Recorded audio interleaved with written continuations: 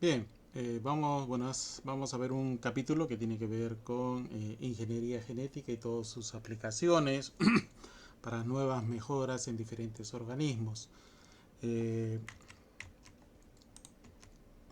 ¿No? Vamos a ver temas de transgénesis, básicamente, lo que es biología sintética, que es algo que también está entrando con fuerza, y la edición de genes de interés pecuario, hidrobiológico, incluso vegetal, ¿no? Para la mejora genética de animales y plantas.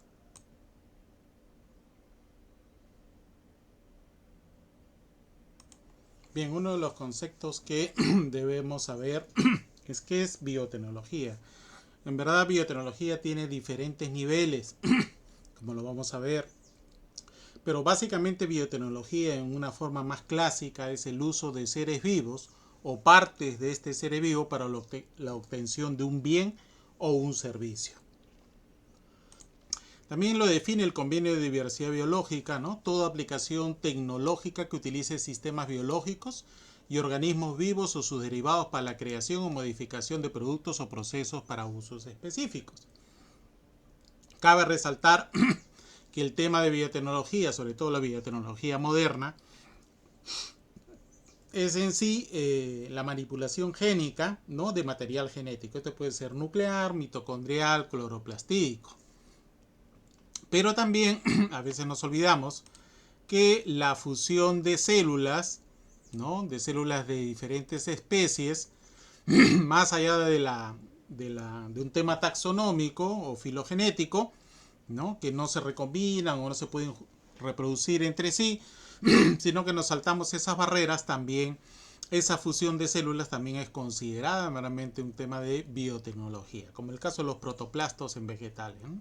Bien, y esto existe ya, ¿no? Tenemos un convenio que se firmó en los años 90 sobre diversidad biológica, donde se dan las pautas de un marco legal internacional para que todos los países firmantes, ¿no? Bajo ciertos parámetros cumplan esto, pero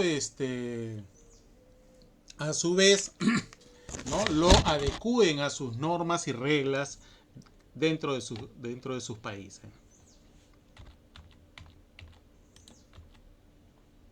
Ahí tenemos el protocolo de Cartagena del año 1992 en Colombia, donde se establece todo lo que es la seguridad de biotecnología, ¿no? Para protección de la diversidad biológica. Verdaderamente el objetivo era proteger el tema de la diversidad biológica ante las nuevas tecnologías, sobre todo la de manipulación de ácidos nucleicos, y poder evitar un tema de erosión, ¿no? Un tema que pudiera afectar a la vida silvestre en general, ¿no?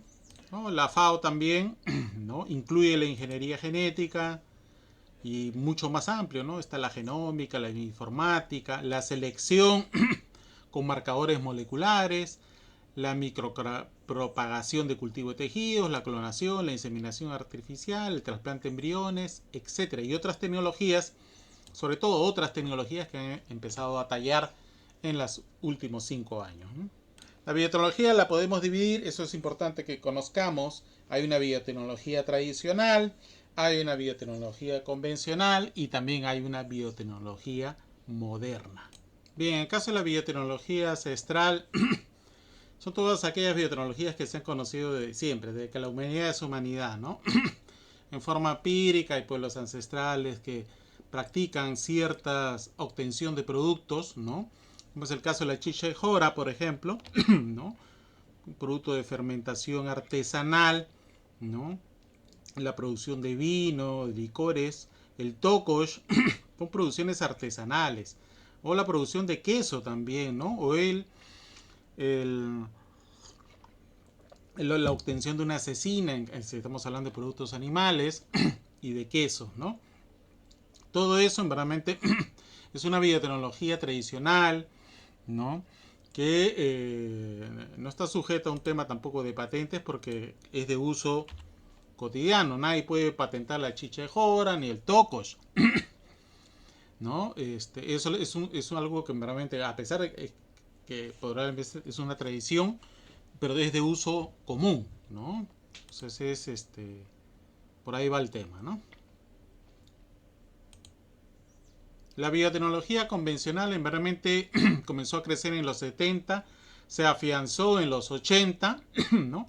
Y tiene que ver pues con varias cosas, ¿no? Las biotecnologías reproductivas, la inseminación artificial, la transferencia de embriones están ahí. Los procesos de formación fermentativos para producir biogás, por ejemplo, ¿no? También van por ahí. El cultivo de células vegetales, ¿no? El cultivo de células vegetales es también uno de las aplicaciones, ¿no? En Perú hay muchos laboratorios dedicados a esto, ¿no? Acá en la universidad lo tenemos unos. El uso de marcadores moleculares es realmente todo lo que es PCR y electroforesis, ¿no? Que ya hemos visto un capítulo de eso. El tema de las oómicas, que es lo que está avanzando con fuerza en el sentido de que queremos tener el genoma de los organismos, ¿no?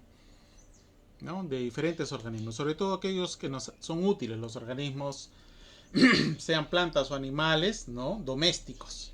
Entonces queremos obtener toda la información y lo vertimos. Tenemos un GenBank, tenemos algunos repositorios de la secuencia. Cada vez que un investigador secuencia, aunque sea un gen, ¿no? Eso lo publica, ¿no? Y poco a poco se va armando realmente esta especie de rompecabezas molecular, ¿no? Bien, esta biotecnología moderna, ¿no? Es el uso de la ingeniería genética, ¿ok? Eso no debemos olvidar. Es la ingeniería genética o famoso ADN recombinante, ¿no? Por ponerles algunos ejemplos, los transgénicos están ahí, el tema de los transgénicos, ¿no? El tema de los transgénicos, en el cual se le inserta uno o pocos genes simplemente tomados de otra especie que por evolución no le pertenece, y estos los reproducen, ¿no? Se los reproducen y obtienes una progenie transgénica, ¿no? O no necesariamente tiene que ser un organismo vivo, puede ser una parte de él, ¿no?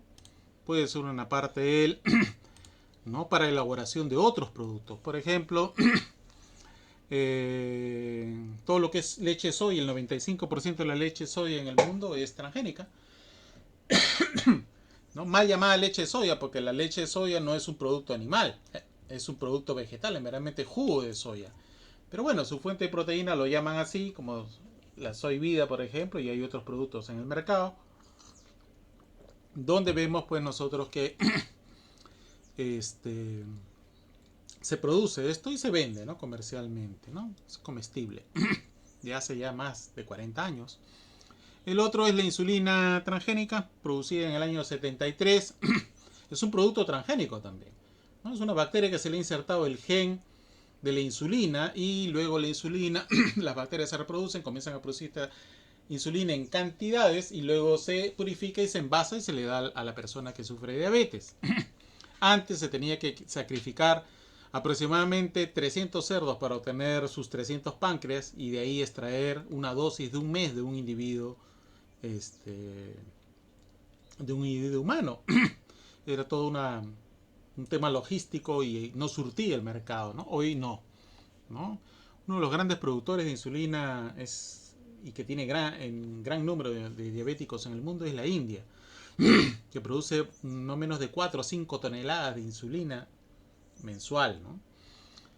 Perú también es otro. Perú también es otro que está ahí aproximadamente 1,5 millones de diabéticos ya declarados insulina dependiente y probablemente en los próximos 5 o 10 años este número se duplique o triplique, ¿no? Entonces el tema de la insulina es vital, ¿no? Un diabético que no se inyecta insulina en un día podría morir, entrar en coma y una serie de problemas, ¿no? Etcétera. Bien, acá no debemos olvidar siempre nuestra máxima, ¿no? Tenemos fenotipos igual a genotipo más el medio ambiente. Pero ¿qué va a pasar cuando insertemos, por ejemplo, ¿no? Insertemos hormona de crecimiento, ¿no? El gen de la hormona de crecimiento en el genoma de un organismo? Ahí seguimos teniendo el efecto del medio ambiente, ¿no? La sanidad, la nutrición, el clima y el componente genético, ¿no? Están los genes, los alelos que intervienen ahí, si lo desagregamos hay efectos aditivos, ¿no? Y la hormona de crecimiento lo que hace fenotípicamente es incrementar el tamaño, ¿no? Va a incrementar el tamaño, ¿no? de estos animales que van a ser sometidos a esto. Y finalmente va a haber una expresión genética que va a depender mucho del tipo de herencia que tenga ese gen, ¿no? Y como el gen es único, y como el alelo que se produce es único, un alelo único, entonces este al no tener su contraparte, vamos a suponer recesiva, entonces se comporta como un alelo dominante. Entonces sí o sí vamos a tener un efecto fenotípico, ¿no? Al insertar este gen que vamos a ver en algunos ejemplos de un momento. Bien, un poco de historia en el Perú, sí, el primer organismo transgénico fue una papa en el año 2007 en el Centro Internacional de la Papa, el CIP. Se obtuvo una papa que era resistente, ¿no? Se le transfirió un gen, el famoso gen de Bacillus thuringiensis. Este thuringiensis es una toxina para los insectos, ¿no? Entonces, al tener el gen, el gusano, vamos a ver, porque la mayoría son gusanos que atacan a los cultivos, viene, se lo come y le es tóxico a nivel intestinal y lo mata. Con eso obtenemos plantas que no tenemos que estarle rociando de insecticidas, sino que la planta misma produce su tóxico y se defiende, ¿no? Y finalmente obtenemos los productos, ¿no? Que puede ser un fruto o un tubérculo, etcétera, ¿no? Desarrollado en el año 2017, o sea que Perú ha desarrollado sus propios transgénicos también. Este es otro, el de la papaya. Si ustedes observan una papaya y cuando vean estos puntos, así estas aureolas verdes, esa papaya está infectada con un virus, el famoso PRCB o virus de la mancha anillada, ¿no? ¿Qué le produce? Mire, si ustedes observan, al lado derecho, esta es una planta de papaya normal y una planta de papaya de la misma edad afectada por este virus. Le produce toda una serie de pérdidas económicas a los criadores a los cultivadores, simplemente de papaya. En el Perú se come mucha papaya, ¿no? Usted vaya a un mercado, siempre hay jugo de papaya. Esta papaya no viene del extranjero, es una papaya nacional producida. Miren lo que le hace a las hojas también. Y es contagioso. Es un virus muy contagioso. Entonces, se ha tratado de desarrollar una papaya transgénica que sea resistente. Esto se hizo en el INIA en el año 2010, ¿no? Bien, y en el mundo existe diferentes plantas, ¿no? Las más comunes es la maíz. Lo que ustedes van a encontrar normalmente es maíz y soya transgénica. Casi el 90% de las plantas transgénicas en el mundo, no son todos los transgénicos, solamente son algunas. Las más industriales es el maíz y la soya, ¿no? Y por ahí tenemos algunas cositas más. El tomate, por ejemplo, para el retraso de la maduración, se sacó, ahora se ha vuelto otra vez a sacar, creo que ya ha mejorado. El arroz también, los chinos han mejorado mucho el tema de arroz transgénico. Hay una papa también resistente al tema del pardeamiento, ¿no? Incluso ahora se está haciendo más que transgénesis de edición génica para evitar que esta papa se pardee. Cuando usted corta una papa, ¿no? Se pone, al poco tiempo se pone de color oscuro y ya no es agradable a la vista y menos al comensal, ¿no? Café también, hay café también que se estén introduciendo algunos genes que son de interés para que, agronómico, para que la planta sea más resistente, más tolerante a herbicidas, ¿no? Bueno, ¿cómo está el tema de crianza? Bueno, estos transgénicos a nivel mundial. Más o menos, pues estamos 28 países siembran transgénicos en el mundo, ¿no? Más o menos ya están pasando realmente las 200 millones de hectáreas, ¿no? De cultivos, ¿no? ¿No? Y desde el año 96 se siembra transgénicos en todo el planeta, en diferentes países, ¿no?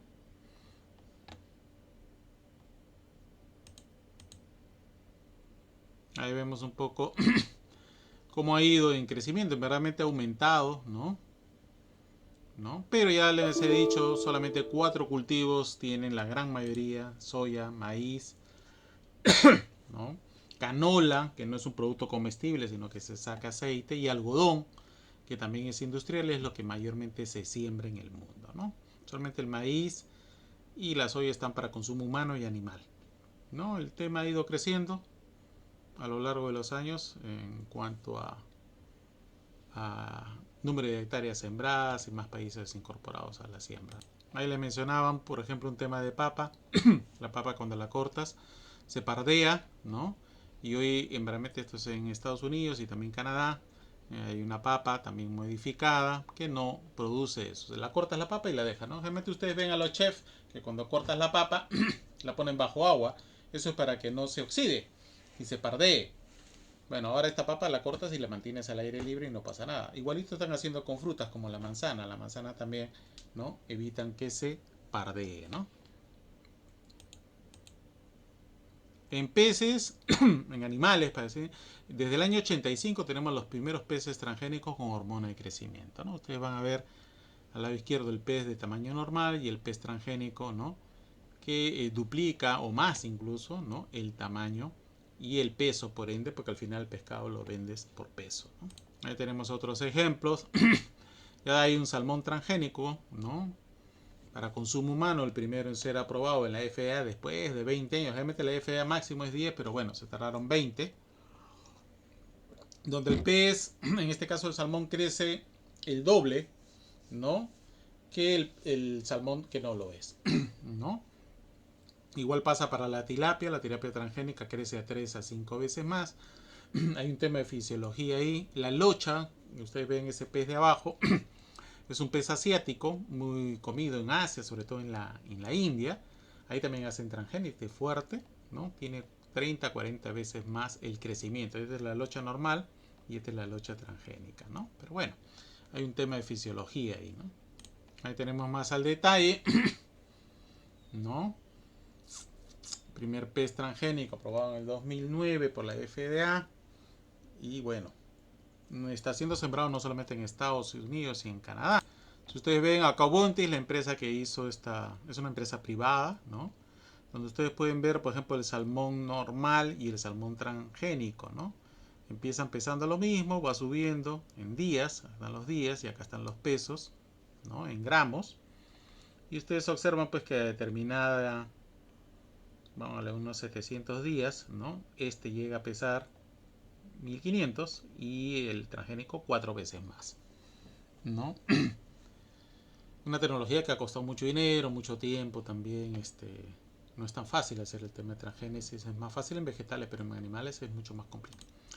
Bueno, ya deben estar en la última fase Argentina, Brasil y también estaba entrando Paraguay y Uruguay, pero básicamente Brasil y Argentina ya habían pasado la primera etapa. Allá en Argentina se pasa por una regulación del su ministerio que tiene, basta que apruebe el ministerio, pero tiene que probar dos fases, una primera fase experimental en condiciones controladas para que después pase una fase de liberación, ¿no?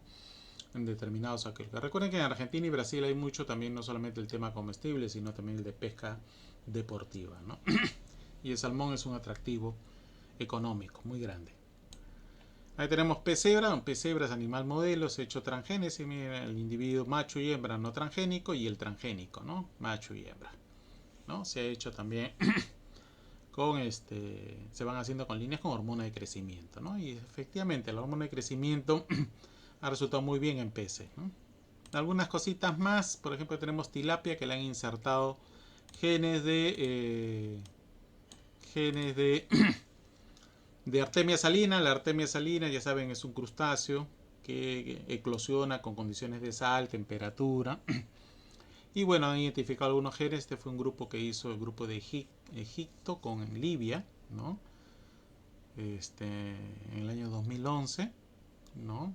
Y bueno, lograron que estas tilapias sean resistentes a condiciones salinas, casi como si pudieran vivir en agua de mar, ¿no?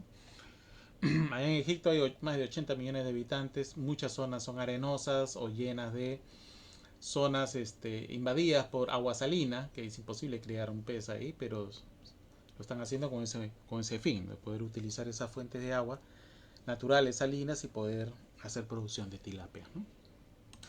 Como le digo, depende de cada situación de cada país, ¿no? Cada país tiene sus necesidades y busca resolverlas aplicando la tecnología de la transgénesis, ¿no?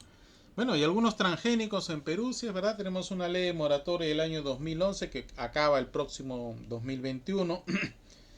Llama atención pues algunas cosas, por ejemplo, en el caso de la insulina es un producto transgénico igual que la soya es un producto transgénico.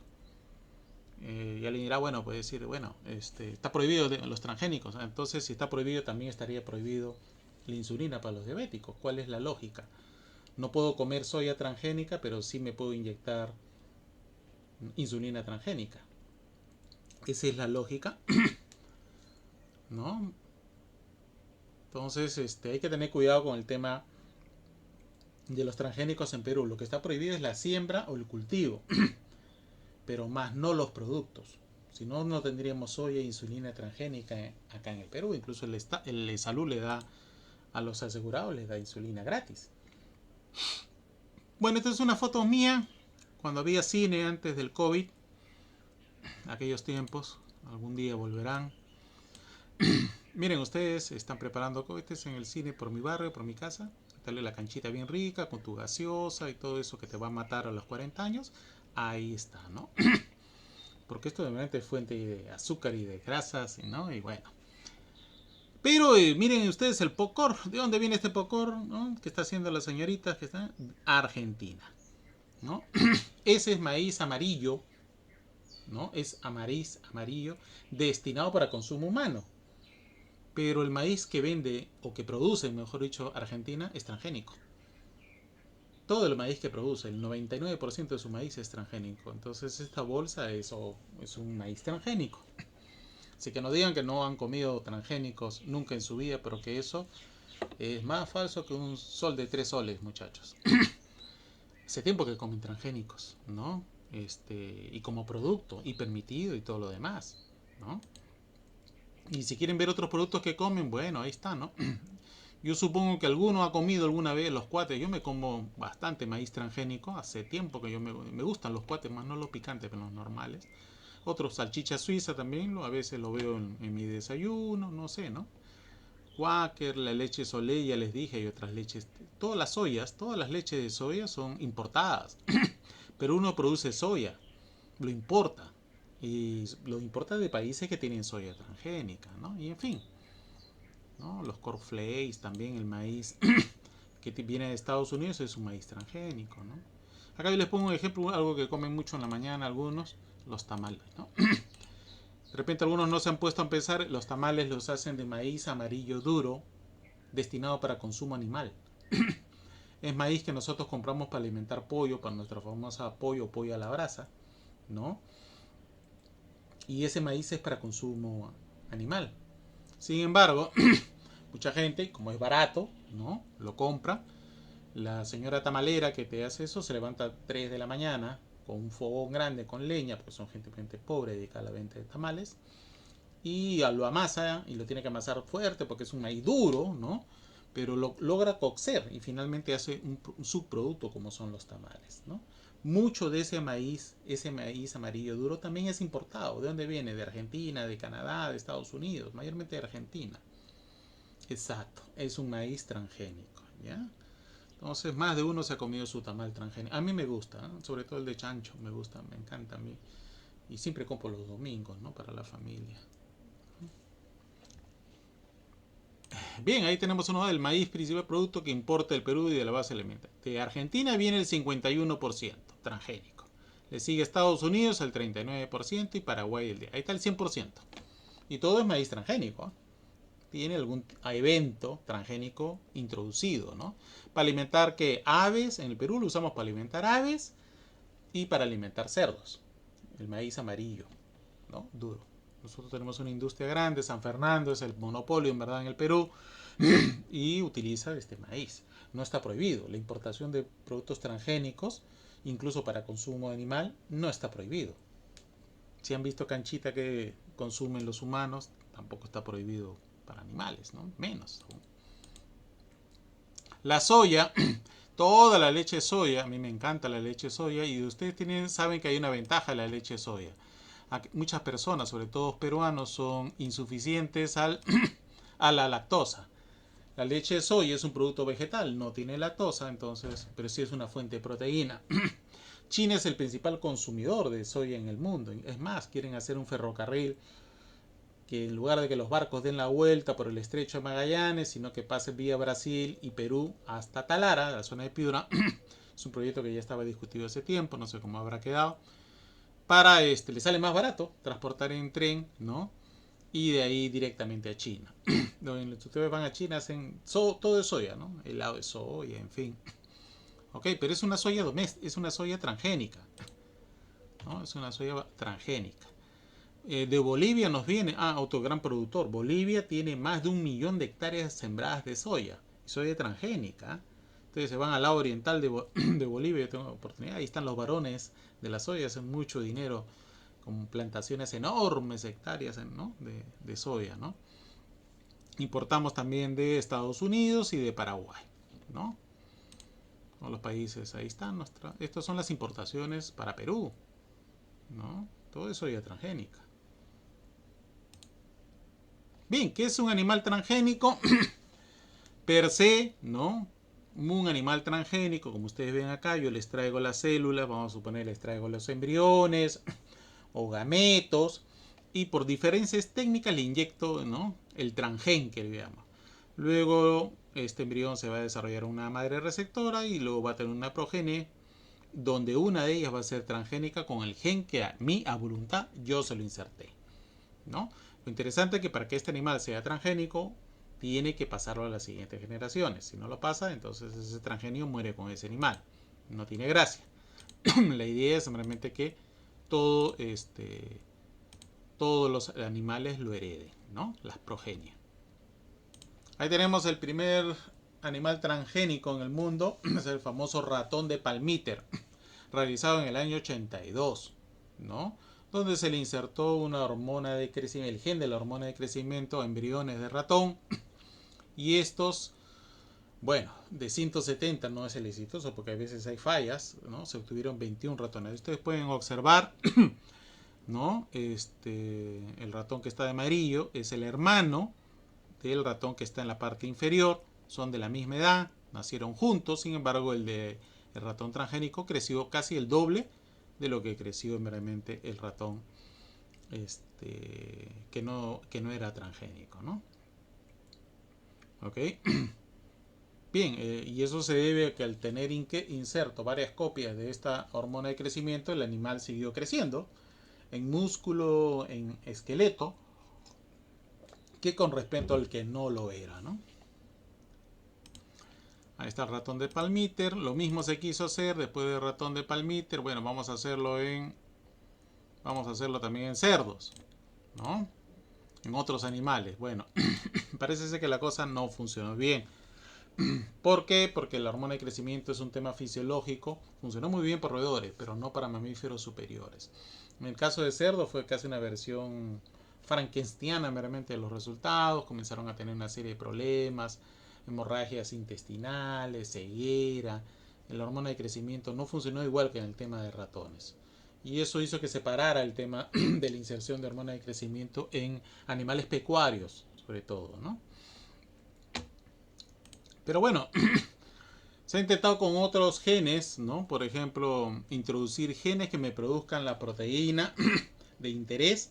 En el caso de rumiantes es interesante que me produzca la proteína de interés, que puede ser costosísima producir por otros métodos, en la leche de los rumiantes, ¿no? Que los rumiantes produzcan leche con una proteína transgénica, luego yo lo aíslo, le hago una eritroforesis y veo la banda.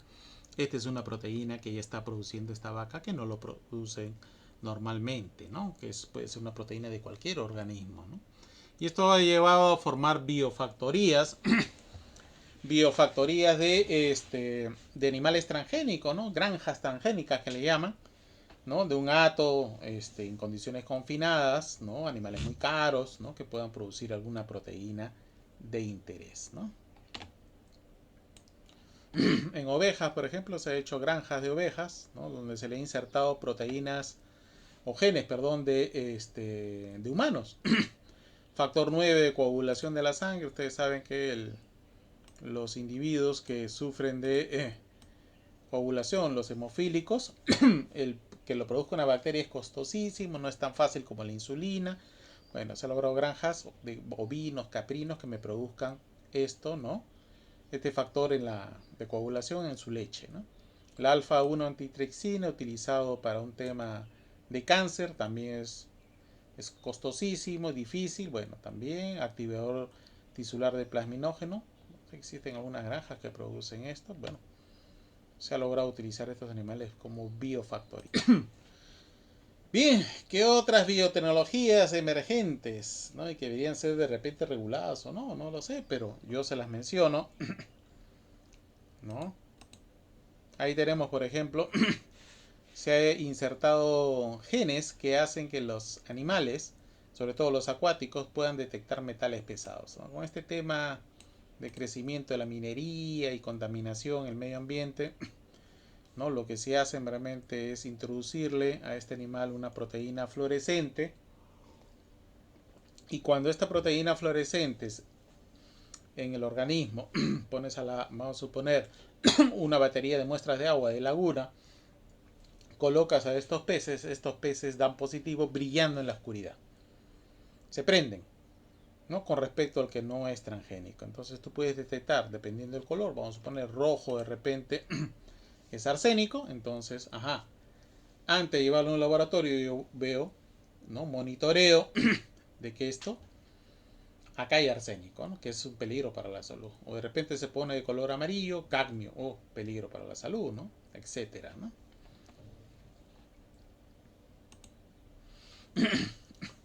Otra transgénesis que se está usando mucho es el de la producción de una enzima desaturasa, ¿no? Esta desaturasa le da ciertas propiedades, ¿no? Que convierte la conversión de los ácidos grasos 3 omega, de cadena corta a cadena larga. Ya saben que los 3 omega tienen que ver con el buen desarrollo del sistema nervioso, ¿no? Entonces se tiene que estar utilizando pues otros organismos para obtenerlo, pero en este caso era insertar el gen de esta desaturasa para obtener esta omega de cadena larga, ¿no? Son peces, en verdad se aplica mucho en peces, el salmón lo tiene, la idea es insertar este transgen de la desaturasa en otras especies para hacerlas más interesantes en cuanto a calidad organoléctica, ¿no? Okay, hay un tema nutricional, ¿no? Bastante interesante. Control de la reproducción también se sabe que el tema de producción, por ejemplo, gonadotropinas, que tiene que ver con el número de ovulaciones y finalmente fecundaciones y obtención de mayor camada, está siendo bastante estudiados también. Obtener realmente especies prolíficas que me produzcan muchas crías, ¿no? Al tema de ganadería o pecuario o acuicultura le interesa que esto se dé, ¿no? Bien, en cuanto a peces transgénicos fluorescentes, la historia de estos peces empezó a inicio del 2000 con un grupo de investigadores de Singapur, Taiwán, zona de Asia, introdujo un gen de una proteína fluorescente, primero en medusa, que es de una fauna abisal, para obtener peces cuya coloración en el músculo era de color verde u otros colores, ¿no? Después la cosa ha ido manejándose a nivel de anémonas, de corales. Anémonas es lo último que hay. Y hoy realmente estos peces están presentes en diferentes, como mencioné, estos peces desde el año 2003 salieron al mercado, ¿no? Peces rojos, naranja, verdes, comparado con el silvestre. Una característica que tienen estos peces es que la proteína fluorescente se activa con longitudes de onda corta, puede ser luz actínica UV, y estos brillan en la oscuridad, lo cual le da un valor agregado. Cada uno de estos peces, el pez cebra, pez medaka, cuando salieron al mercado valían $3.000 cada uno, ¿no? $3.000, ¿no? Hoy en realmente ustedes pueden conseguir estos peces a 3 soles en cualquier mercado. Ya hay otras especies, como vamos a ver. Y es un tema pues que Perú tiene peces transgénicos a diestra y siniestra en cualquier acuario, ¿no? Ahí pueden ver ustedes la fluorescencia que yo les dije. Estos son peces transgénicos de color rojo. Y a la izquierda tenemos de color gris. Incluso los embriones, ya a las 24 horas los embriones ya están dando fluorescencia también verde con respecto al no transgénico, ¿no? Bien, el tema de transgénesis o transar, prácticamente los ingenieros genetistas se han vuelto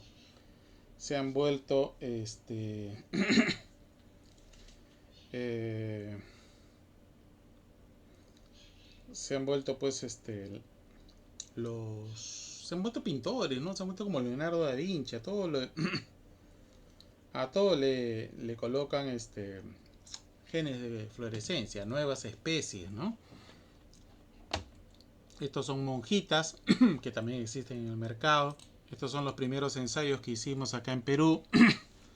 Ya hay publicaciones, simplemente quien le habla está considerado uno de los miembros de la comisión multisectorial, que lo vamos a ver en relación a la bioseguridad en biotecnología con el tema de transgénicos. Bueno, mi área es en el tema de peces y he sido considerado para dar opinión con las nuevas leyes, la revisión, ¿no? Como vamos a ver, la ley de la moratoria muere el próximo año. Entonces se está haciendo una revisión y ya también para dar paso al análisis de riesgo. Debe haber fiscalización, más no prohibición, ¿no? Ahí tenemos incluso cíclidos, es el famoso pez negro, ¿no? Está la versión no transgénica, la transgénica, y bueno, la verdad que se ven fabulosos en un acuario cuando se le pone la luz adecuada, ¿no? Incluso se ha hecho inserción de dos transgenes, ahí tienen rojo y verde, se le inyectan, supongo que cuando el embrión está en diferentes estadios, que tienes un animal mosaico, ¿no? Te sale un animal mosaico, ¿no? De pez tiburoncitos, ¿no? El Epalcervinchus frenatum, ¿no? Ahí tienen el silvestre al lado izquierdo y los transgénicos que han aparecido. Ahora ya también hay azules y verdes. Hay un tema realmente con estos animales, ¿no? De volver cada vez más especies fluorescentes, ¿no?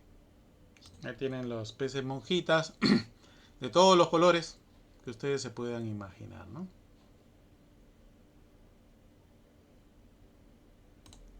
Este es un trabajo parte de mi investigación también, tesis de doctorado. Ustedes pueden ver arriba, a la izquierda en A es un pez no transgénico, el resto son transgénicos, verde, fucsia, naranja, amarillo, azul. Y abajo, cuando se le pone ante una luz UV, ustedes observan, miren cómo brillan en la oscuridad, ¿no? Algunos más que otros, lo cual lo hace bastante atractivo, ¿no? Igual pasa con el pez escalar, esto no hay en Perú, ¿no? El pez normal, y miren ustedes verde, y luego han insertado de coral, en fin, todos los genes de organismos marinos que sean fluorescentes se los están poniendo a organismos dulceacuícolas ornamentales. Estos son de Estados Unidos. Estados Unidos tiene una política, ustedes no pueden traer peces transgénicos ni importarlos, no sé por qué, pero en Estados Unidos todos los estados tienen -6. En Miami, Florida, abundan un montón. Hay estos colores azules y violetas bastante intensos. Bueno, sería interesante analizarlo, ¿no? Bueno, y acá este es un trabajo hecho en el año 2016. Peces transgénicos, rojos en estos casos, encontrados cerca de Iquitos, ¿no? Sueltos en el medio ambiente. Alguien se aburrió de estos peces, los soltó. Estos peces de repente encontraron un nicho donde no haya depredadores, porque si hubieran habido depredadores no hubiera estado ninguno. Algunas condiciones muy parecidas a lo que ellos tienen, porque son peces asiáticos, ¿no? Y bueno, ahí están. Bueno, y en cuanto a peces, animales, que sigue, ¿no? Pronto de repente lana, ¿no? Pronto de repente lana de colores y fluorescentes, ¿no? En fin, la ingeniería genética te permite hacer muchas cosas. No hay un límite, en verdad, ¿no? ¿En qué se está trabajando? Bueno, se está trabajando en hidrobiológico, conversión alimenticia, que es lo que tú le doy 10 gramos de proteína me lo transforma en 1 o 2, eso es una gran diferencia, ¿no? Resistencia al congelamiento y al frío, hay especies que no resisten el frío. Resistencia a la salinidad, como vimos en el caso de las tilapias. Control de la reproducción. Mayor cantidad de crías. Calidad como la desaturasa, calidad de la carne, ¿no? Aumento de tamaño corporal como hormona de crecimiento. Resistencia a enfermedades, ya sabemos nosotros de que muchas de las enfermedades para hacer mejoramiento genético es difícil, tienen heredades bajas. Perdón, la transgénesis sería una opción. Reducción de la agresión, también hay especies que se comen a sus crías, ese es un tema. Coloración con fluorescencia, lo hemos visto, y bioreactores también hay peces que están destinados de repente a producir en su carne este, alguna proteína de interés, ¿no? Médico mayormente, ¿no? Acá les pongo el ejemplo del salmón transgénico, para que más o menos conozcamos. Debemos conocer cómo va esto de la transgénesis, cómo es que se produce un transgénico. Tienen ustedes, se le secuencia y se le saca la hormona de crecimiento del salmón. Este salmón Chinook, lo he utilizado en el norte, en Canadá, ¿no? Luego ves que le saco, le agrego. Lo interesante es que esta platija del Ártico es un pez que vive en condiciones de frío por abajo de 0 grados, pero no se congela. Y tiene un promotor interesante que se controla con la temperatura. Entonces al gen le coloco un promotor, ya hemos visto en un capítulo, el promotor es el que controla la expresión o no expresión del gen, ¿no? Armo toda esta parte junto con la parte codificante del gen de la hormona de crecimiento del salmón. Una vez que tengo esta estructura, se le inserto en este caso el embrión o el ovocito, y finalmente voy obteniendo F1, lo voy reproduciendo. Recuerden ustedes que los transgénicos se tienen que reproducir. Y miren ustedes, después de 10 generaciones ya tengo una trucha transgénica, ¿no? Que crece hasta 3 a 7 veces más grande que la normal, ¿no? Ese ha sido el mecanismo. Por eso es que se ha tardado muchos años, ¿no? Tenemos 20 años trabajando con este tema del salmón transgénico, ¿no? Entonces, bueno, lo que yo les explicaba, ¿no? Usas el promotor de un gen de anticongelamiento, ¿no? El gen en sí de la hormona de crecimiento y una región terminadora.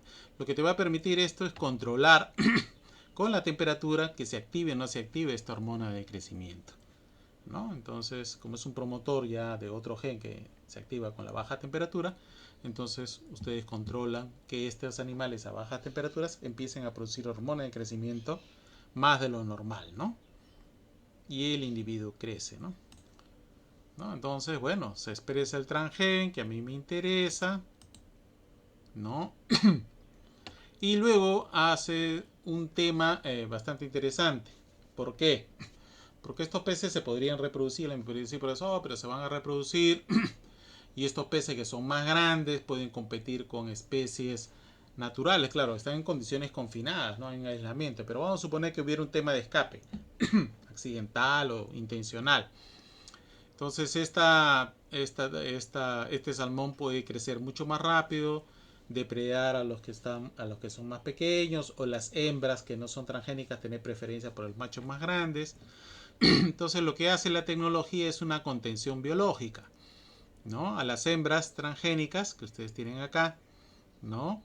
Las irradian con UV, al macho lo irradian con UV o le aplican presión de tal forma que esta hembra transgénica ya homocigótica se va, una vez que se produce la fecundación, lo que hago, claro, una vez que se produce la hembra transgénica con el macho no transgénico, tengo hembras transgénicas, a todas las hembras las masculinizo con hormona. Entonces ya tengo un macho transgénico, ¿no?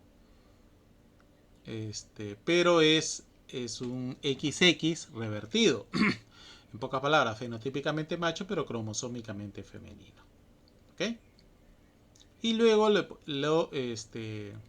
a esta hembra no transgénica la cruzo le hago un shock de presión, ¿no? Y hago meramente que estos individuos no boten uno de los cuerpos polares y las hembras se vuelven transgénicas, pero triploides. Y al producirse hembras triploides son estériles. Estas hembras van a desarrollar más carne que gónadas. Totalmente tienen las gónadas, como ya lo hemos visto en otro capítulo, poco desarrolladas. Por lo tanto, si no tiene gónadas, no hay gametos, y si no hay gametos, si hay esperma dando vuelta por ahí, no va a haber una fecundación. De esta forma yo hago un tema de contención biológica, como una especie de broche de seguridad que hace que el animal sea estéril. Y en otro aspecto ahí, bueno, baja viabilidad. Un tema es que estos animales pues tienen baja viabilidad de los peces juveniles. La posibilidad de sobrevivir y llegar a la madurez sexual es escasa, ¿no? No hay meramente, yo aseguro con el tema esto una contención, ¿no? Y también hay una contención física. O sea, estos animales no están liberados en una laguna, en un río. Son criados en estanques, ¿no? Estanques que tienen rejillas, que tienen mallas, que tienen controladores, que poseen sistemas, pues, si se escapa un alevín o algo, bueno, suponiendo, si fueran pequeños, si se escapa, hay un plan de contención donde incluso cae en una poza que es tiene un químico que los va a matar. Entonces todo eso se ha asegurado en este tema. Esto se llama contención física, ¿no? Para que un transgénico no se escape, se salga vanamente del lugar donde está siendo criado y haciendo que crezca, ¿no? Este es un aspecto importante, ¿no? No hay actividad humana que no tenga riesgos. Si ustedes ahorita cruzan la calle, tienen un si obedecen las señales de tránsito, el riesgo es poco de que los atropellen. Pero si la persona que conduce está ebria, es muy probable que de repente lo atropellen. Pero las leyes están hechas para protegerlo. No hay ninguna actividad humana que no tenga riesgo. Cualquier actividad humana tiene riesgo. La cosa es de que este riesgo tiene niveles, ¿no? Pueden ser pues un nivel bajo, un nivel moderado o medio o un nivel alto. Lo que se hace con el tema de los transgénicos, y es parte de lo que ya la ley va a cambiar el próximo año, es que ya podemos hacer la evaluación de riesgos, ¿no? Si alguien pide trabajar con un transgénico, producirlo, importarlo, el sector competente lo que va a hacer es tomar nota de esto, haces una solicitud, un formulario, y se hace el tema de análisis de riesgos para ver si el riesgo es alto, medio o bajo. ¿No? Lo hace en condiciones de invernadero, luego un poco en condiciones controladas en campo. Pero eso va a tardar, obviamente, eso tarda mucho, eso tarda tiempo, ¿no? De repente alguien que quiera trabajar en transgénicos se desanime porque es muy largo el proceso y costoso. Pero bueno, pero la norma está, ¿no? Se está desarrollando todas las facultades para que esto se controle, ¿no? No es que se libere, sino que se fiscalice en forma controlada. No, no, va a venir, no es que venga alguien cualquiera a liberar un transgénico, no, tiene que pedir permiso y tiene que pasar por todo un tema de análisis de riesgo. Acá les menciono los cisgénicos, eso era un tema de discusión. ¿Qué pasa si hemos dicho que la transgénesis es usar un gen de otra especie, introducirlo en otra especie, en la especie B le introduzco en especie A, yo tengo un individuo transgénico? La otra es utilizar cisgénicos. ¿Qué quiere decir cisgénico? Aquellos organismos que no son otra especie, sino que son especies muy emparentadas. Por ejemplo, una manzana, vamos a suponer una manzana silvestre, a mí me interesa un gen que está ahí y que es interesante, me da resistencia a enfermedades, ¿no? Entonces yo le saco ese gen a esa manzana silvestre y se la coloco a una manzana doméstica, comestible. Como es la misma especie, estamos hablando realmente de una cisgenia, ¿no? Entonces, se estaba considerando que el tema de los cisgénicos no sean transgénicos, no sean considerados transgénicos. Y esto no debería estar ni prohibido ni reglamentado, simplemente que se haga como trabajo de investigación en laboratorio, ¿no? Bien, el tema de la ley de la moratoria, que va a cumplir ya 10 años, ¿no? Se estaba viendo varias cosas, ¿no? Potenciales de riesgo a la salud, que para mi modo de pensar es lo que menos ya hemos visto nosotros. Tienes consumiendo más de 40 años de soya transgénica y nadie le ha pasado nada, ¿no? Y ustedes son grandes consumidores de maíz, de soya transgénica, ¿no? Por ahí el tema de la salud, incluso ya cuando se saca un producto transgénico hay que tener mucho cuidado, o sea, eso tiene que estar regulado, con permiso, se han hecho todos los estudios respectivos ante todos los entes competentes. Potenciales riesgos socioeconómicos podría ser de repente pues sacar una planta transgénica que sea mejor, que no se enferme, que sea resistente, que produzca más, y obviamente pues ya nadie va a querer esa planta si no quiere la planta transgénica, ¿no? Es un tema socioeconómico que hay que balancearlo. Y potenciales riesgos al medio ambiente, ¿no?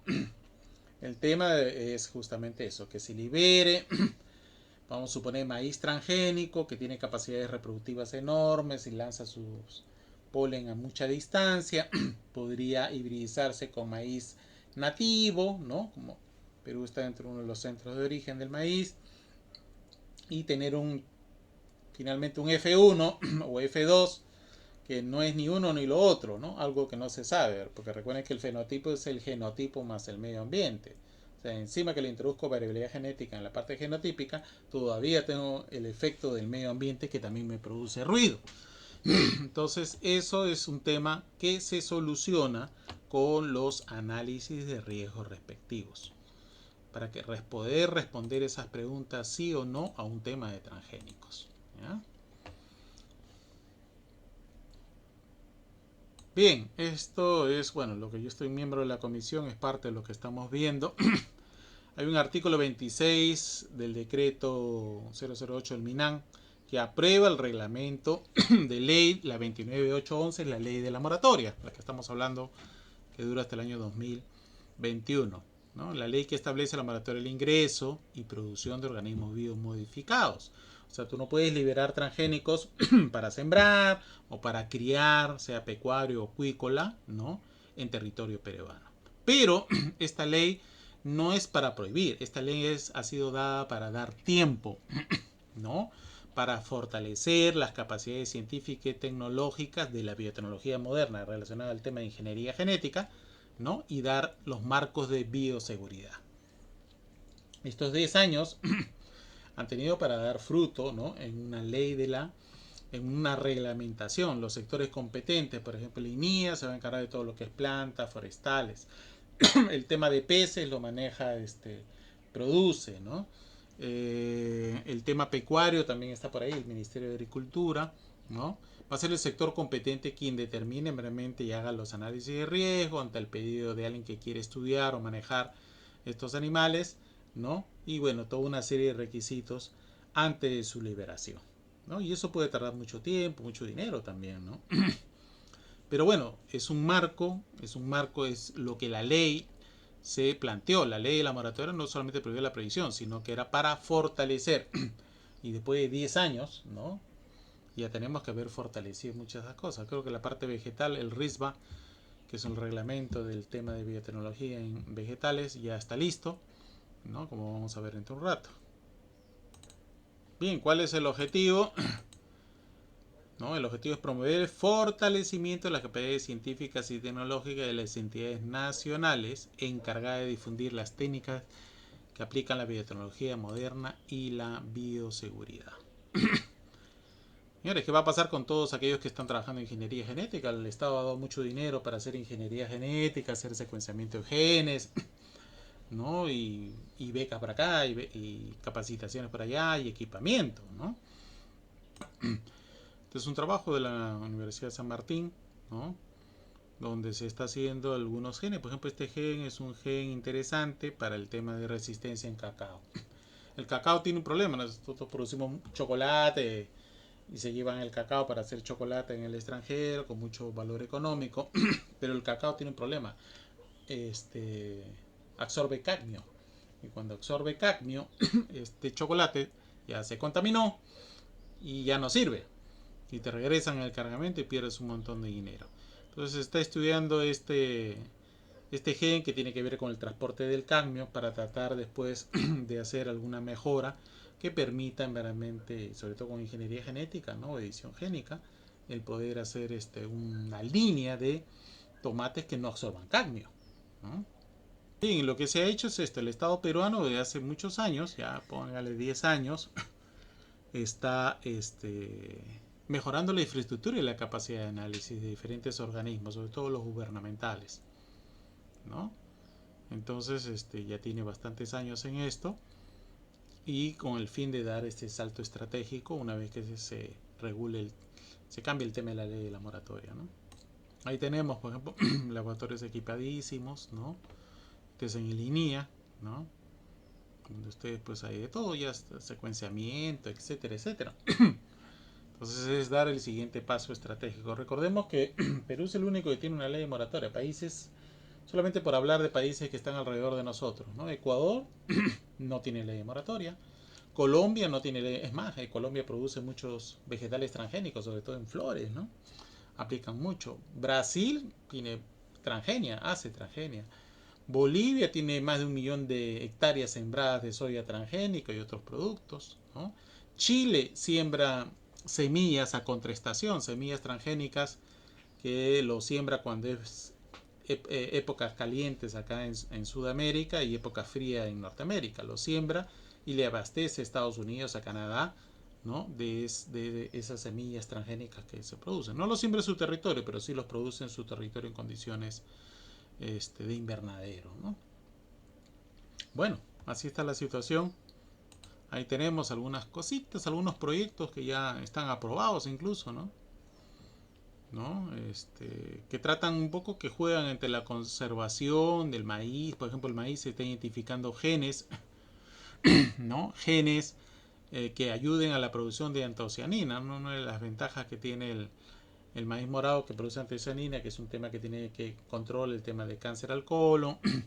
Se llevan la pasta realmente al extranjero de esta antocianina, y bueno, la idea es identificar estos genes y hacer estudios de diferentes cosas, hacer cisgénicos, transgénicos, edición génica. El camino está abierto, tenemos el recurso, pero si el recurso no lo utilizas, vendrá alguien y lo utilizará, ¿no? Generalmente eso pasa, ¿no? Otros países se llevan, te jactas mucho de la variabilidad que tú tienes, pero no la usas. Algo así como un coleccionista de estampillas, ¿no? Tengo el recurso, de vez en cuando saco mi álbum de estampillas, se lo muestro todo y ya está. Pero no generaste nada nuevo.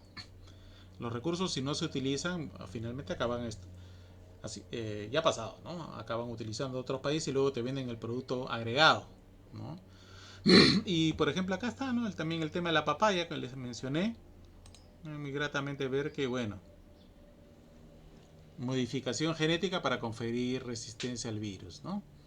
Proyectos que están en camino, ¿no? Como toda tecnología se utiliza. Esto es lo que ha salido en este año, ¿no? Dispone la publicación del proyecto normativo denominado Reglamento Interno Sectorial para la Seguridad de la Biotecnología para el Desarrollo de Actividades con organismos biomodificados en el sector agrario. O sea, la ley normatoria tiene que tener sus reglamentos dependiendo del sector, ¿no? Sector pesca, sector pecuario, sector agricultura, ¿no? Y este reglamento es para justamente empezar a hacer algunos trabajos en condiciones confinadas, en este caso con el INIA, ¿no? En Vispa, para poder trabajar con algunos transgénicos. No van a ser todos. No todas las plantas se van a volver transgénicas ni todos los animales. El tema es costoso y demanda tiempo. No crean que tampoco es así nomás. Es para, bueno, si alguien desea hacer, que haya una norma. Usted debe seguir estos pasos, paso a paso, pedir permiso, etcétera, para poder trabajar en condiciones confinadas o finalmente en una liberación controlada de alguna planta, ¿no? En este caso alguna planta, porque van por delante el tema de las plantas, ¿no? Transgénica. Bien, la otra técnica que está entrando con fuerza a partir de hace ya unos 4 o 5 años es la edición génica por CRISPR-Cas, ¿no? Donde realmente nosotros podemos hacer ediciones dirigidas cambiando cierta secuencia de nucleótidos del ADN o de cualquier ácido nucleico y esto produzca un cambio genético deseado, ¿no?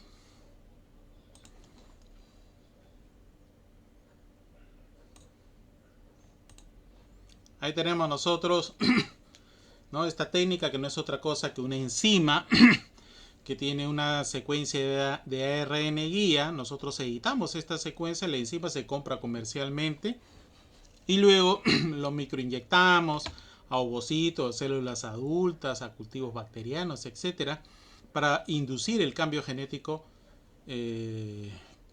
a todo. Podemos producir una mutación, es decir, podemos cambiar un alelo a mayúscula, minúscula, pero ya no hacer los cruces para obtener eso, sino simplemente a voluntad en la F sub 0 o en la F1 incluso, ¿no? Una de las primeras aplicaciones fue este gen, ¿no? Cuya mutación produce una miocardiopatía hipertrófica mortal, ¿no? Se nace con ese problema y la persona puede morir, ¿no? Fallo cardíaco inmediato. Si ustedes observan acá la radiografía, ven ustedes el corazón es mucho más grande cuando se tiene esta mutación, ¿no? Bueno, en el año 2007 se editó este gen en embriones humanos. Recuerden que en otros países, como Estados Unidos, se permite el trabajar con embriones humanos hasta los 14 días. Ya lo había mencionado que para el gobierno norteamericano, antes de los 14 días no hay sistema nervioso, por lo tanto no es un individuo, sino estás ante un grupo de células como la sangre, etcétera, ¿no? Bueno, tenemos este trabajo que tuvo mucho revuelo en el año 2018, el científico Hei Jin Kui, que había hecho edición génica pasándose un poco por alto el tema éticos, ¿no? El comité de ética. Y fueron meramente tres niñas, ¿no? Dos gemelas, ¿no? Que les había editado para que no contraigan el SIDA, ¿no? Hasta donde se sé, una de las niñas sí efectivamente logró la edición en un receptor, porque recuerden ustedes que los virus, así como este virus del COVID, necesitan receptores de membrana. Entonces lo que hizo fue editar el receptor de membrana para que el virus no tuviera la puerta de ingreso y la persona nazca sana, ¿no? En este caso el padre era portador del SIDA y la madre no. Y bueno, de ahí es un secreto. Ha nacido otra niña más, pero no se sabe más. El gobierno chino lo ha callado, ¿no? Este es un trabajo en Japón, este es un tema de ornamental, ¿no? Esta flor de campanilla que es muy cotizada en Japón, ¿no? Le cambian el color, ¿no? Hacen la edición de un gen y esta planta pues obtienes una línea de plantas que te producen solamente. Es un mejoramiento genético dirigido, ¿no? Lo mismo es el tema de mosquitos, ¿no? Este gen, ¿no? Este nombre de este gen, tenemos un problema con la anófeles, es un mosquito que produce la malaria. Entonces lo que se está haciendo es editar este gen, en una parte de este gen, produciendo mosquitos hembras en un fenotipo intersexual, ¿no? Y con esterilidad. Si ustedes observan, los machos tienen esta estructura hacia abajo, femenina, y eh, las hembras no lo tienen. Pero al editar este gen hace que las hembras desarrollen, ¿no? Esta misma estructura, la cual las imposibilita de poder fecundarse. Entonces, dándole duro en la parte reproductiva a una población, se liberan estos mosquitos editados y simplemente estás introduciendo una especie de gen troyano para que estos mosquitos no progresen y baje su tasa reproductiva. Más o menos ha llegado hasta bajar hasta un 10%, es bastante, ¿no? Por el tema del mosquito, su reproducción en cantidad, sobre todo en zonas tropicales, y bueno, que lleva la malaria, que es un mal endémico, ¿no? Este es un trabajo interesante hecho en cerdos. Ahí hay un virus, el virus del síndrome reproductivo y respiratorio, el PRSB, que surgió en los 80 y que afecta enormemente la industria porcina, ¿no? Al final produce muerte y hasta abortos, ¿no? Bueno, los científicos de la Universidad de Edimburgo en el año 17 editaron, igualito que los otros, editaron la proteína de entrada, ¿no? Celular. De tal forma que los lechones que ya estaban editados, porque los hicieron crecer y los expusieron al virus, bueno, los que estaban editados no se morían, mientras los que no lo estaban, sí, ¿no? Los controles se morían, ¿no? Y bueno, y lo transmite a la siguiente generación y con eso se está obteniendo líneas de animales sanos, ¿no? Para determinadas enfermedades. Este es otro tema bastante importante, ¿no? El tema de donadores de órganos, ¿no? Una persona, por ejemplo, tiene un mal y tienen que eliminarle el hígado, se va a morir. Incluso la espera de un donante que no es compatible 100%, a veces tienes que esperar mucho tiempo y hasta te puedes morir. Lo que han hecho, esto sobre todo es en China, es que el problema estaba de que los cerdos en realmente tienen el mismo tamaño de órganos que humanos, corazón, hígado, páncreas, ¿no? Pulmón. Y lo que hacen es criar estos cerdos, pero el problema está que estos cerdos vayan a transmitir retrovirus, que son regiones de ADN que se activan y podrían producir una enfermedad en los humanos que han recibido algún órgano de cerdo. Lo que han hecho es los chinos editar casi la treintena de retrovirus que se tiene y han obtenido líneas de cerdos que ya están libres de estos retrovirus. Entonces, el tema de senotrasplantes, como es que se llama esto, de recibir órganos de animales, ¿no? Para suplantar en humanos, está bien en camino, ¿no? Bueno, algunas cosas dirigidas. Este perro, por ejemplo, ¿no? Se le ha dado mayor musculatura, se le ha incentivado el sentido del olfato, se lo usa mucho para temas de drogas o para perseguir gente, ¿no? Malhechores. Tiene una mejor habilidad para correr, ¿no? O sea, ya se están editando pues prácticamente animales a la carta, ¿no? Igual han hecho esto en Argentina, ¿no? Antes estaba prohibido el tema de clonar caballos y que vayan a participar en eventos. Ahí tenemos el pool, que ellos practican mucho ya. Entonces, la norma ha cambiado de hace 2 años. Se permite trabajar con animales editados siempre y cuando lo reporten y también clonados. Entonces, realmente vas a tener una cuadrilla de animales editados, vamos a suponer, para resistencia, ¿no? Y encima lo vas a poder clonar, ¿no? Hay mucho dinero de por medio y bueno, la actividad económica lo apoya, ¿no? Eso, bueno, se ha hecho algunas cosas como diseñar la leche, por ejemplo, ¿no? Hacer que la gente, una leche editada que no tenga, por ejemplo, lactoglobulina, ¿no? Que la gente no todo la tolera y se hacen pues vacunos con leche hipoalergénica, ¿no?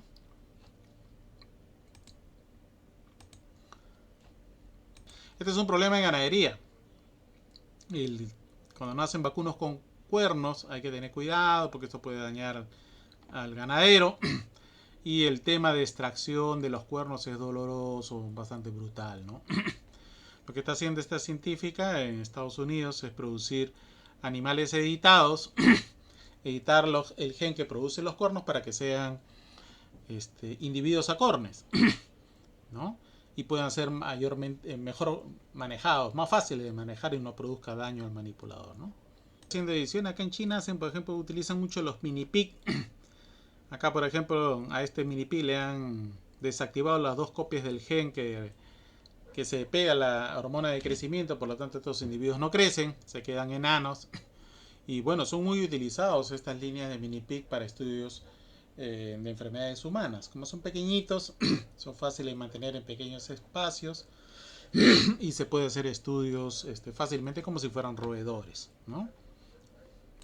O estas ovejas en China, donde hay color marrón y negro, bueno, lo que han hecho es editar y han alterado el color del mamífero, ¿no? Ahí tenemos uno color marrón editado versus los que son de color negro. Entonces, en pocas palabras, lo que estamos haciendo es cambiar el alelo. El alelo que me produce el color negro, lo edito con esta técnica y ahora me va a producir color marrón, ¿no? Mejoramiento genético. O en pollos, como el caso de la miastatina, miren ustedes, control pollo, ¿no? Llega más o menos a en promedio de esta carcasa, ¿no? El control en promedio, y comparado al inhibir yo el gen de la miostatina, obtengo mayor, ¿no? Producción de masa muscular. Al final de cuentas vendo el pollo por kilos, entonces me interesa que tenga más masa muscular. Este es un trabajo de los mexicanos, este es el pez mexicano de las cavernas. Hay un instituto en Europa que lo considera como un animal modelo. Tiene un gen interesante, este OCA2 tiene que ver con la pigmentación de la melanina. Entonces están jugando a eliminar la pigmentación porque a veces interesa a peces prácticamente albinos para poder hacer un tema de comercial ahí, ¿no? Y también de estudio de cómo se forma la pigmentación. Aspectos más osados, ¿no? Por ejemplo, el poder editar el famoso TDF o SRI y obtener individuos hembras revertidas a machos, ¿no? Entonces, no me interesa reproducirlo, me interesa simplemente que el individuo sea fenotípicamente macho y cromosómicamente hembra. Pero el individuo va a crecer en peso y a mí lo que me interesa es peso porque ese animal al final lo voy a volver carne, hamburguesa, ¿no? Y lo vendo por kilos. Otros más, bueno, más complicaditos, pero no imposibles, son genes de resistencia a parásitos, ¿no? O resistencia al calor. A medida que vayamos teniendo el tema del cambio climático y la subida de temperatura, muchos animales no producen, ¿no? Los vacunos lecheros, cuando sube la temperatura, se afectan, no producen leche. Y cada vez este es un tema más crítico. Entonces, el hacer edición génica de esos genes que los vuelva termotolerantes es de bastante interés, ¿no? Hay otros genes, por ejemplo este gen TER, que tiene que ver con longevidad y envejecimiento. Estos son los famosos kilis. Son animales que tienen sus embriones en zonas con poca humedad y pueden quedarse en estado embrionario, póngase en gástrula durante meses. En la turba argentina, cuando hace frío, llega el frío, el invierno, se quedan en estado de quiescencia por largos periodos de tiempo, detienen su metabolismo y muchos de ellos están asociados al tema de longevidad y envejecimiento. Son animales modelos que se está usando bastante para ver ese tema, ¿no? Bueno, edición del pez cebra, animal modelo, ratón acuático, como le dicen, ¿no? Con CRISPR se hace varias cosas, ¿no? Por ejemplo, acá tengo un corazón, edito, me sale individuo con 2 corazones, ¿no? O puedo editar la tiroxinasa, que hace que el embrión sea transparente, ¿no? Acá tenemos uno, a ver, ¿dónde está? Acá está, ¿no? El ojo es mucho más claro con respecto al ojo que está oscuro acá. O incluso otras características, por ejemplo, la formación de la cola, ¿no? O que no tenga aletas, ¿no? Este tiene aletas pectorales y este individuo ha nacido sin aletas. Todo esto es utilizado como animales modelos para enfermedades, anomalías en humanos, ¿no? Un poco más de comprensión, porque ya se tiene el proyecto, el genoma secuenciado totalmente del pez cebra, se le conoce todo, ¿no? Y los trabajos cada año se duplica toda la información en pez cebra, pero es un animal modelo muy utilizado. Este es un trabajo interesante, fue el primer animal silvestre en ser editado, es una lagartija, ¿no? Del género Anolis. Lo que hicieron acá es interesante, durmieron a la lagartija, la abrieron y le inyectaron el CRISPR directo en los ovocitos que estaban dentro de los folículos, ¿no? En este caso han editado para el gen de la tiroxinasa y han producido individuos. Este es el individuo normal y el individuo, ¿no? Nacieron las camadas, creo que fueron 21 animales, pero de esas 4 eran albinos. La primera vez que se logró editar un gen, ¿no? El gen de la tiroxinasa, y en un organismo silvestre, ¿no? Nosotros hemos visto algunos animales silvestres en zoológicos. El más famoso es Copito de Nieve, que murió hace 2-3 años, si no me equivoco, en la Universidad de Barcelona, en España. Era un animal albino. Pero que sería bueno de repente producir, no tener que esperar que la naturaleza nos dé el albino como un atractivo, sino que nosotros mismos lo podamos producir en el laboratorio, ¿no? En acuicultura también, ornamental, los animales albinos tienen otro precio, son más caros. Este es uno de los trabajos más interesantes. Hay un gen homeótico que está en peces y en organismos terrestres. Y siempre ha habido la pregunta, sobre todo para los biólogos, el tema de cómo se dio el salto, ¿no? Evolutivo de un pez a algo parecido a un anfibio que caminaba en tierra. Bueno, este gen está inactivo en peces y activo en tetrápodos. Lo que se ha hecho es activarlo en peces. Acá tenemos pez cebra. Miren ustedes sus aletas, ¿no? Este es el no editado. Y el editado de este host XD13 hace que las aletas no sean aletas en verdad, sino que sea como una estructura palmeada, como si estuviera tratando de formar una mano en lugar de una aleta. Y ha sido la primera prueba en verdad de que el salto evolutivo se dio probablemente por un cambio radical en este gen homeótico que dio lugar a la aparición de organismos terrestres, ¿no? Los primeros organismos terrestres. Este es otro animalito muy utilizado en Estados Unidos, es el Parafelis hawaiensis, es un crustáceo que le hacen edición génica para ver la formación de estructuras, sobre todo de patas, tentáculos, ¿no? Quelas, etcétera. Y han hecho todo un mapa, verdaderamente, de qué genes homeóticos se alteran. Ustedes ven acá, ¿no? Lo que está de color rojo es lo que se ha alterado. Se aumenta, se disminuye, se desaparece, etcétera. En verdad, pronto estamos diseñando animales que no existen en la naturaleza, sino que a voluntad fueron alternativas evolutivas que nos escogieron, pero que en laboratorio lo podemos hacer. Bueno, ¿cómo funciona el tema del CRISPR-Cas? Para más o menos resumir el tema que debemos conocer a grosso. Acá tengo yo una secuencia nucleotídica, un ADN, ¿no?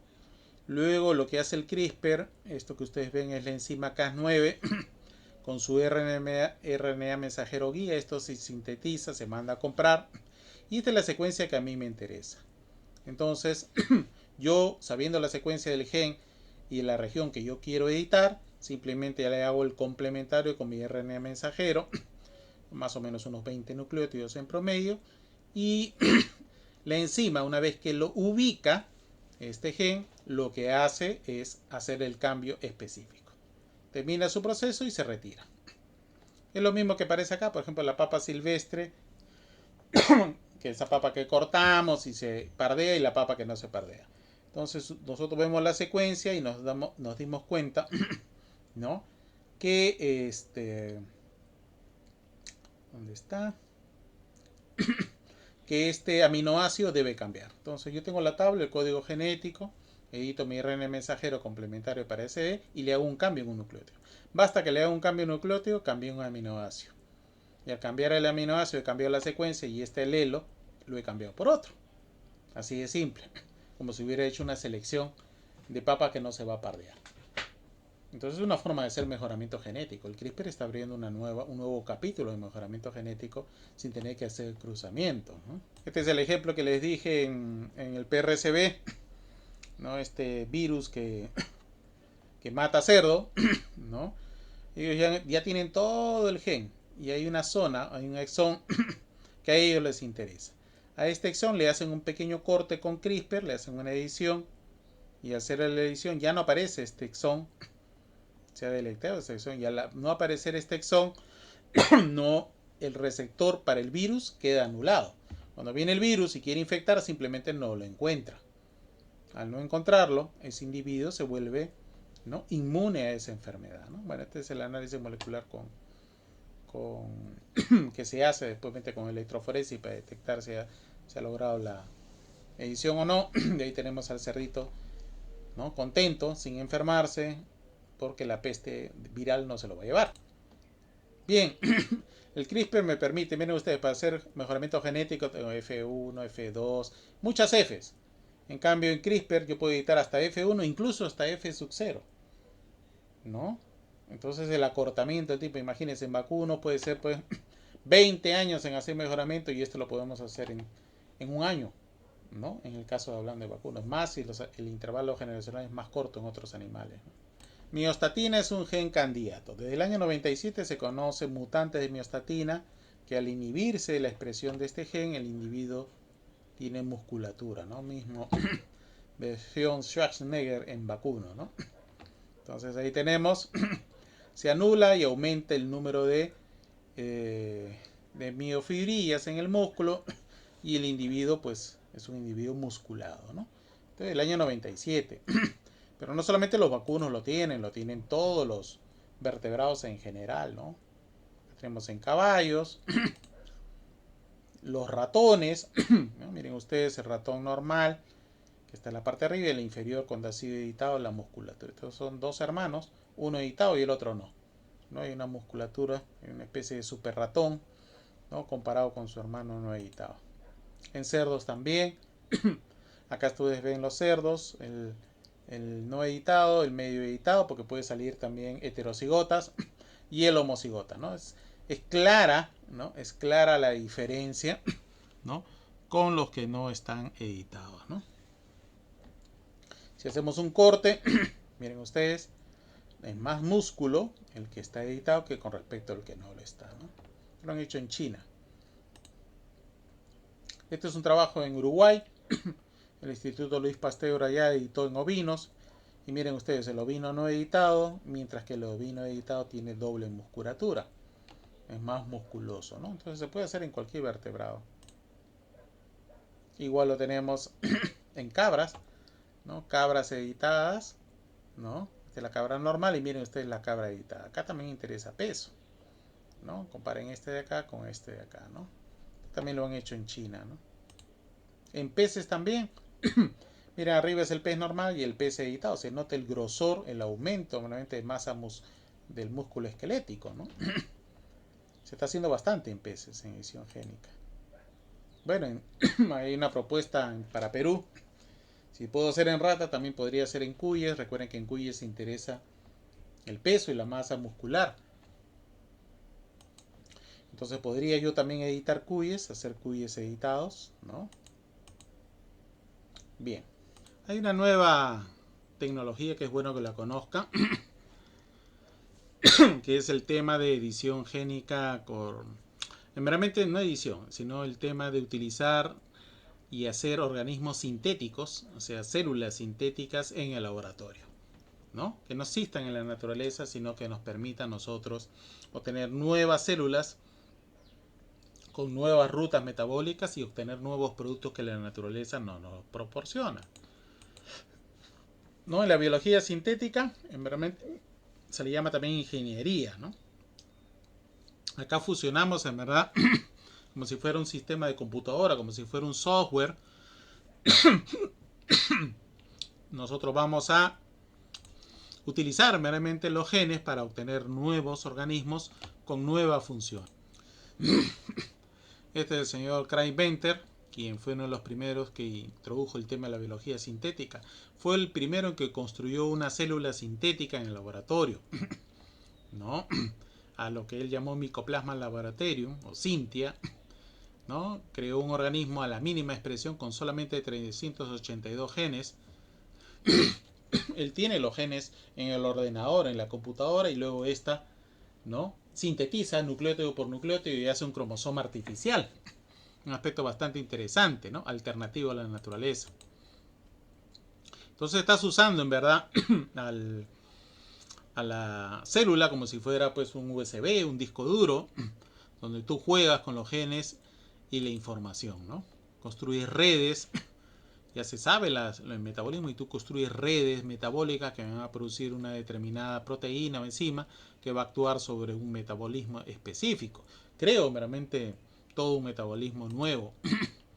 Elijo un gen, vamos a poner un gen de interés ambiental, inserto el gen de interés en el organismo, luego esto de acá lo secuencio, paso toda la información a un ordenador, una PC, luego in silico, ¿no?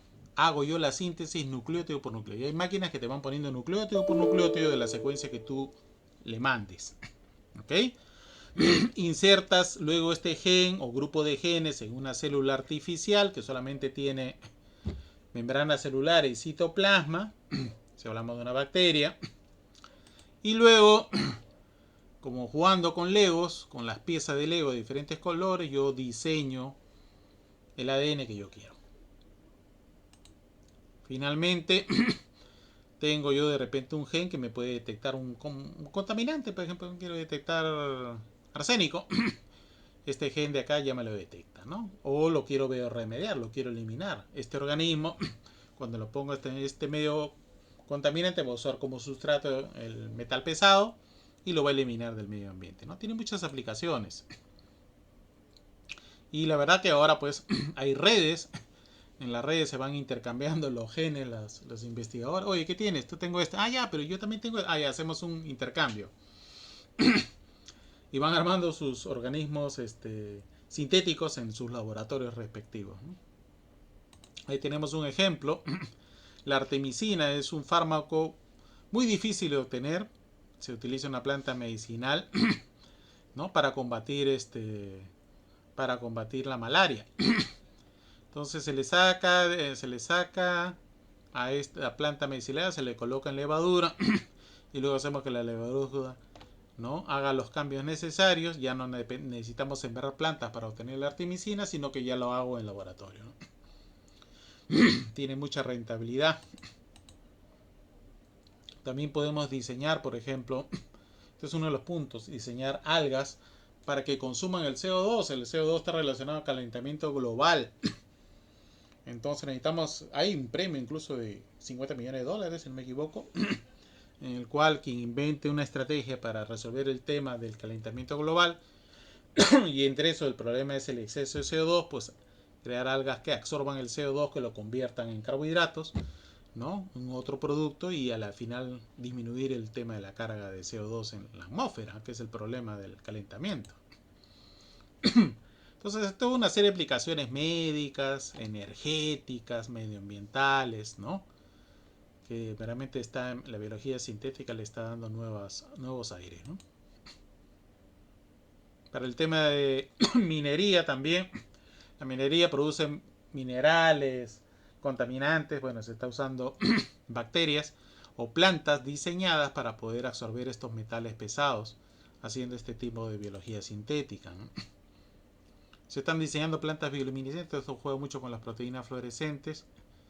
Imagínense ustedes zonas donde no hay luz, que haya un sendero de arbustos, por ejemplo, en un camino. Es una aplicación, ¿no? O letreros luminosos. Otro, por ejemplo, esta bacteria que tiene la pectasa, que es una enzima que se come las bacterias. Se han estudiado bacterias que se les está sacando este gen y haciendo pues bacterias que degraden realmente el tema del plástico, que es un problema también, ¿no? La biología sintética está en crecimiento, en auge. Veremos qué nuevo nos depara, ¿no? Acá está, también hay un tema. Bueno, hemos visto en los últimos meses, creo que el tema de la carrera espacial, a pesar de la pandemia, se ha vuelto a incrementar. Hoy día se lanzó una sonda, Emiratos Árabes lanzó una sonda a la Luna, los chinos también han llegado al lado oscuro de la Luna, todo el mundo está llegando a la Luna con un fin de un salto a Marte, ¿no?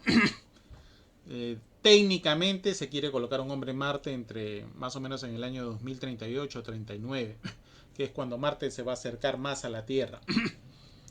Entonces la idea es llegar a Marte, no encontramos, buscar vida. Si no hay vida, sabemos que la hubo y darle las condiciones. Y una de ellas es sembrarlo con organismos editados, ¿no? O con biología sintética, edición o transgénesis, que puedan adaptarse, ¿no? Ahí tenemos a este organismo de Inococcus redron que aguanta mucho la radiación. Vive en condiciones muy extremas, ¿no? Este organismo para empezar a terraformar Marte. ¿Ya? Lo que hemos visto en las películas de ciencia ficción, que ya no es tanto ficción, sino hay propuestas serias de poder en algún momento terraformar Marte, ¿no? Hay otros organismos, ¿no? La idea de Marte, en verdad, el problema, Marte tiene agua, pero el problema es que Marte está frío. Y una forma de calentar Marte es produciendo CO2, ¿no? La idea es llevar bacterias que comiencen a producir CO2 y Marte comience a tener una atmósfera más tibia. Finalmente utilizar el agua y empezar a llevar organismos colonos, ¿no? Ahí hay varios de ellos, ¿no? Que puedan de alguna forma ir terraformando Marte. Bien, después de Marte tenemos 3 satélites, ¿no? 2 de ellos en Saturno y 1 en Júpiter. Son Encelado, Europa y Titán. Titán es, ya algunos que lo han visto el tema del video, es un planeta de hidrocarburos. Completamente hidrocarburos, ¿no? Bastante frío. Y Encelado y Europa se sospecha que debajo, bueno, Europa se sabe ya que tiene más agua que lo que tiene la Tierra. Es casi del tamaño de la Tierra. Y debajo de una capa de hielo grande, de kilómetros, hay agua. Y donde hay agua podría haber vida, ¿no? Encelado también está por ahí. Incluso tiene algunos geysers gigantes que se ven, los ha visto en los microscopios. También se sospecha que está en el mismo, ¿no? Cualquier cosa que hagamos vamos a tener que utilizar el tema de biología para poder conquistar estos ambientes, ¿no? A medida que nosotros nos vayamos expandiendo, supongo que lo primero será la Luna y después Marte, estamos tirando lente a los países, a los planetas jovianos, ¿no? Alrededor de Júpiter y de Saturno, que tienen mucho tamaño, muy parecido a la Tierra. Recuerden que todos los sistemas solares la mayoría del 99% son binarios, menos el sistema solar. ¿Por qué? Porque a Júpiter le faltó masa crítica para hacer otro sol. Si hubiera sido otro sol, otro hubiera sido el destino de esos planetas, no serían tan helados, ¿no? Probablemente habrían 2 tierras y no una. Bueno, esa es la historia, ¿no?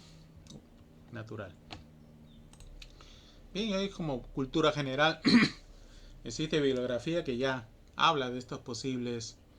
Algunos de ellos están en libros, otros serán llevados a la pantalla bajo las condiciones que encontrarían en cada uno de estos planetas en el caso que iniciemos una terraformación, ¿no? Y bueno, se basan verdaderamente en sustento químico, físico, porque para que haya vida tiene que haber condiciones químicas y físicas ideales, si no, no hay vida. Y ver qué tipo de vida se puede sembrar o terraformar en estos planetas, ¿no? Es como cultura general. algunos videos referenciales que pueden utilizar ustedes para aunar un poco el tema de CRISPR, ¿no? El tema de edición génica, que es lo que se viene con fuerza.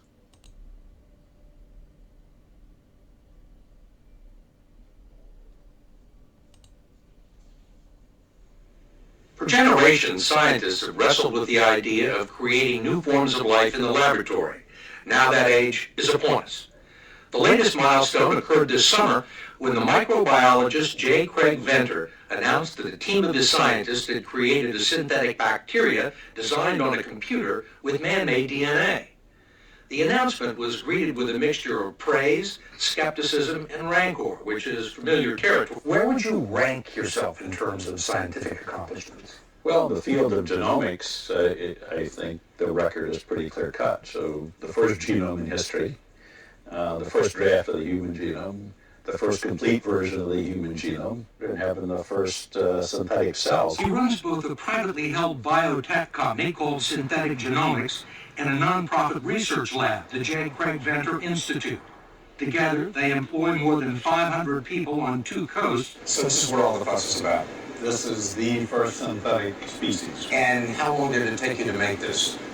Well, if you count the total time from the conception, about 15 years. And how many millions? About $40 million over that entire time. Bacteria, which is similar to one found in the intestines of goats, was designed on a computer, manufactured in the laboratory, and gets its genetic instructions from a synthetic chromosome made by man, not nature.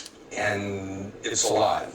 It's alive and self-replicating. It means it can indefinitely grow and make copies of itself. Venter believes this is the first baby step in a biological revolution, one in which it will be possible to custom design and reprogram bacteria and other organisms to churn out new medicines, foods, and clean. DNA is the software of life.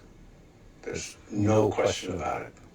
And that's key to evolution of life on this planet, and now the key to the future of life on this planet is understanding how to write that software. First things will start to come out in the next few years. I think possibly next year's flu vaccine could come from these synthetic DNA processes. Instead of months to make a new vaccine each year, we could do it in 24 hours or less. So you're trying to cut down on CO2 in the atmosphere, which people believe causes global warming, and also create a fuel. Exactly.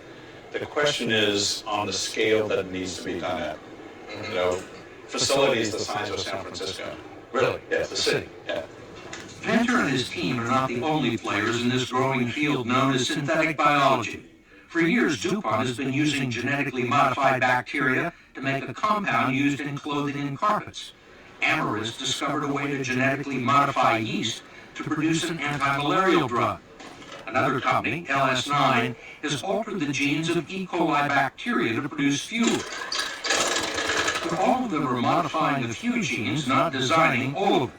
Venter's rivals say his method is commercially impractical, but he's made a career out of bucking the scientific establishment. I think we have a real problem with how science is funded and done in this country. Almost every breakthrough I've been associated with is from having independent money. And once they worked, we can get tons of government money to follow up on it, but we can never get the money to do the initial experiment. This time, at age 64, he's not just trying to decipher genetic codes. Now he's trying to create them. This is a quote from one of your critics. He's trying to short-circuit millions of years of evolution and create his own version of the second Genesis. President Obama was concerned enough to ask his Commission on Bioethics to hold hearings on Venter's new technology shortly after the results were published in the journal Science. Apart from the legal and regulatory questions raised, there are some moral and ethical ones as well. We can't deal with the population we have without destroying our environment.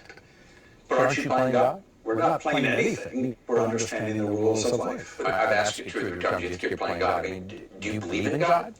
No. I believe the universe is far more wonderful than just assuming it was made by some higher power. La biología sintética hará posible construir máquinas vivientes microscópicas. Esta tecnología literalmente podría salvar al planeta. Los microbios hechos por el hombre pueden crear energía limpia, regenerar medio ambientes dañados y crear nuevos medicamentos. Esta es la historia exclusiva de cómo lograron el gran avance que cambiará la vida que conocemos. Él y un equipo de científicos han creado un organismo vivo, una bacteria unicelular sintética en una placa de Petri. La manera conceptual es que solo se puede obtener vida a partir de seres vivos. No se puede hacer ADN y diseñar seres. Esta es la historia de cómo lo lograron. Ahora, de pronto, estamos a punto de crear organismos que no tienen padres. Hay un salto enorme entre la vida como es ahora y la vida como puede diseñarse. Esta tecnología literalmente puede salvar al planeta si logramos obtener biocombustibles renovables o simplemente nuevos alimentos, nuevos antivirales, nuevas vacunas. Los genes son importantes y poderosos, pero solo los conforman 4 componentes químicos que siempre están impares: adenina y timina, guanina y citosina. Son solo 4 letras, pero uno puede unirlas. No hay límite para el número de genes que el hombre puede crear con las 4 letras del ADN. El conjunto de genes en cada una de nuestras células se conoce como genoma humano. El genoma humano es el software completo o sistema operativo de un cuerpo humano. Este sistema operativo está codificado en moléculas con forma de escalera en espiral, con más de 3.000 millones de peldaños químicos llamados pares de bases. En los años 80 y 90 se inició un ambicioso proyecto gubernamental para determinar con exactitud la estructura del genoma humano completo. Se esperaba que costara $3.000 millones y que demorara 15 años. Fue entonces cuando el genetista Greg Venter apareció ante la opinión pública. Para él, 15 años es simplemente demasiado tiempo. Greg anunció que realizaría todo el proyecto en menos de 3 años. El equipo de Venter desarrolla una técnica nueva llamada secuenciación aleatoria. Esta separa las moléculas de ADN en trozos pequeños. Después, un láser puede leer el código químico de adenina, citosina, timina y guanina, representadas por 4 colores. Luego las partes del código digital se unen y se reensamblan en el orden correcto usando la tercera computadora más grande del mundo. Muchos dudaban que esto funcionara. Y en 3 años tenía la secuencia completa del genoma humano. Después de ayudar a perfeccionar el arte de leer el código genético, ahora intentará lo contrario: escribirlo. El objetivo de Venter es escribir esas 4 letras en una computadora. Luego ensamblar los 4 componentes químicos, adenina, timina, guanina y citosina, en una molécula con exactamente la misma estructura. Si todas las letras están puestas en el orden correcto y el lugar adecuado para que la molécula pueda autosustentarse y reproducirse, y habrá creado un organismo vivo.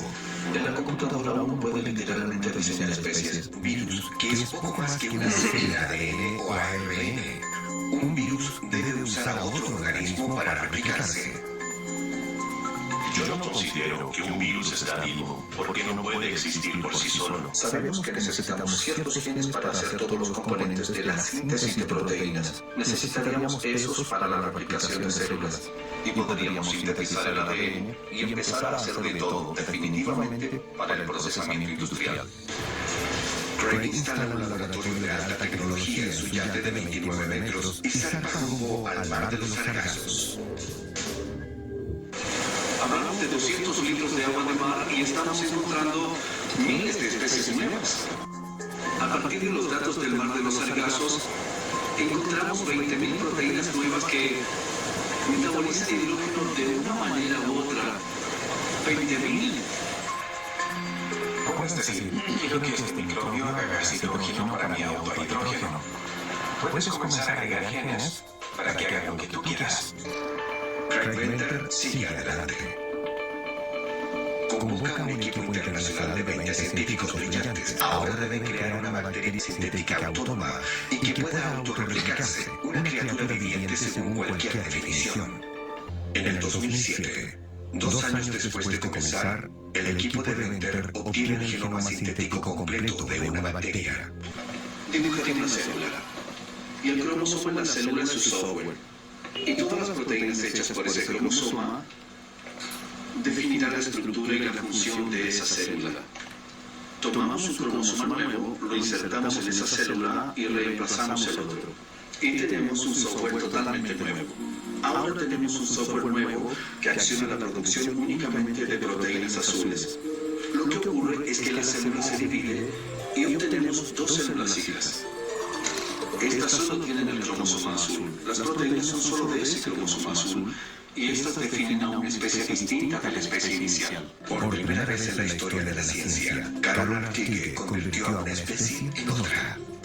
Estábamos insertando el software y de pronto el software comenzó a construir su propio hardware. Fue sorprendente. Craig Venter y su equipo han pasado más de 2 años creando el primer ADN sintético para una bacteria. Esta molécula de ADN hecha por el hombre será insertada en una célula bacteriana que también es demasiado pequeña para verla a simple vista. La membrana de la célula receptora se ablanda y absorbe el nuevo ADN sintético. El ADN sintético fue diseñado para superar las defensas de la célula receptora y reemplazar su ADN natural. Si todo resulta de acuerdo a lo planeado, el genoma hecho por el hombre tomará el control y se reproducirá. Felicitaciones, felicidades, excelentes noticias. Significó invertir entre 35 a 50 millones de dólares solo para reunir al equipo durante este tiempo. Implica un gran cambio filosófico en la manera en que vemos o entendemos la vida en su nivel más básico.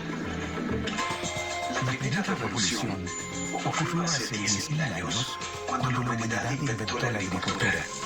La segunda fue la revolución industrial, cuando construimos máquinas y nuestras tecnologías se volvieron muy poderosas y sofisticadas.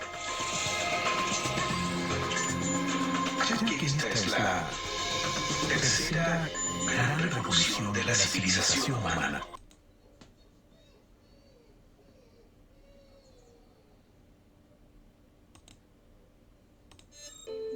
Imagine you were alive back in the 1980s and were told that computers would soon take over everything, from shopping to dating and the stock market.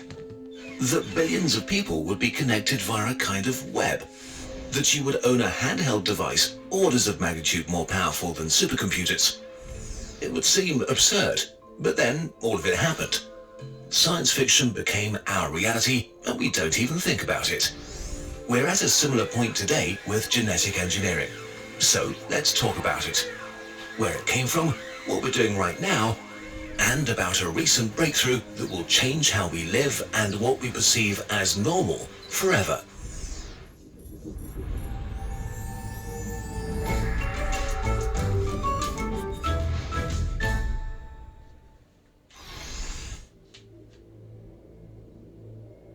Humans have been engineering life for thousands of years.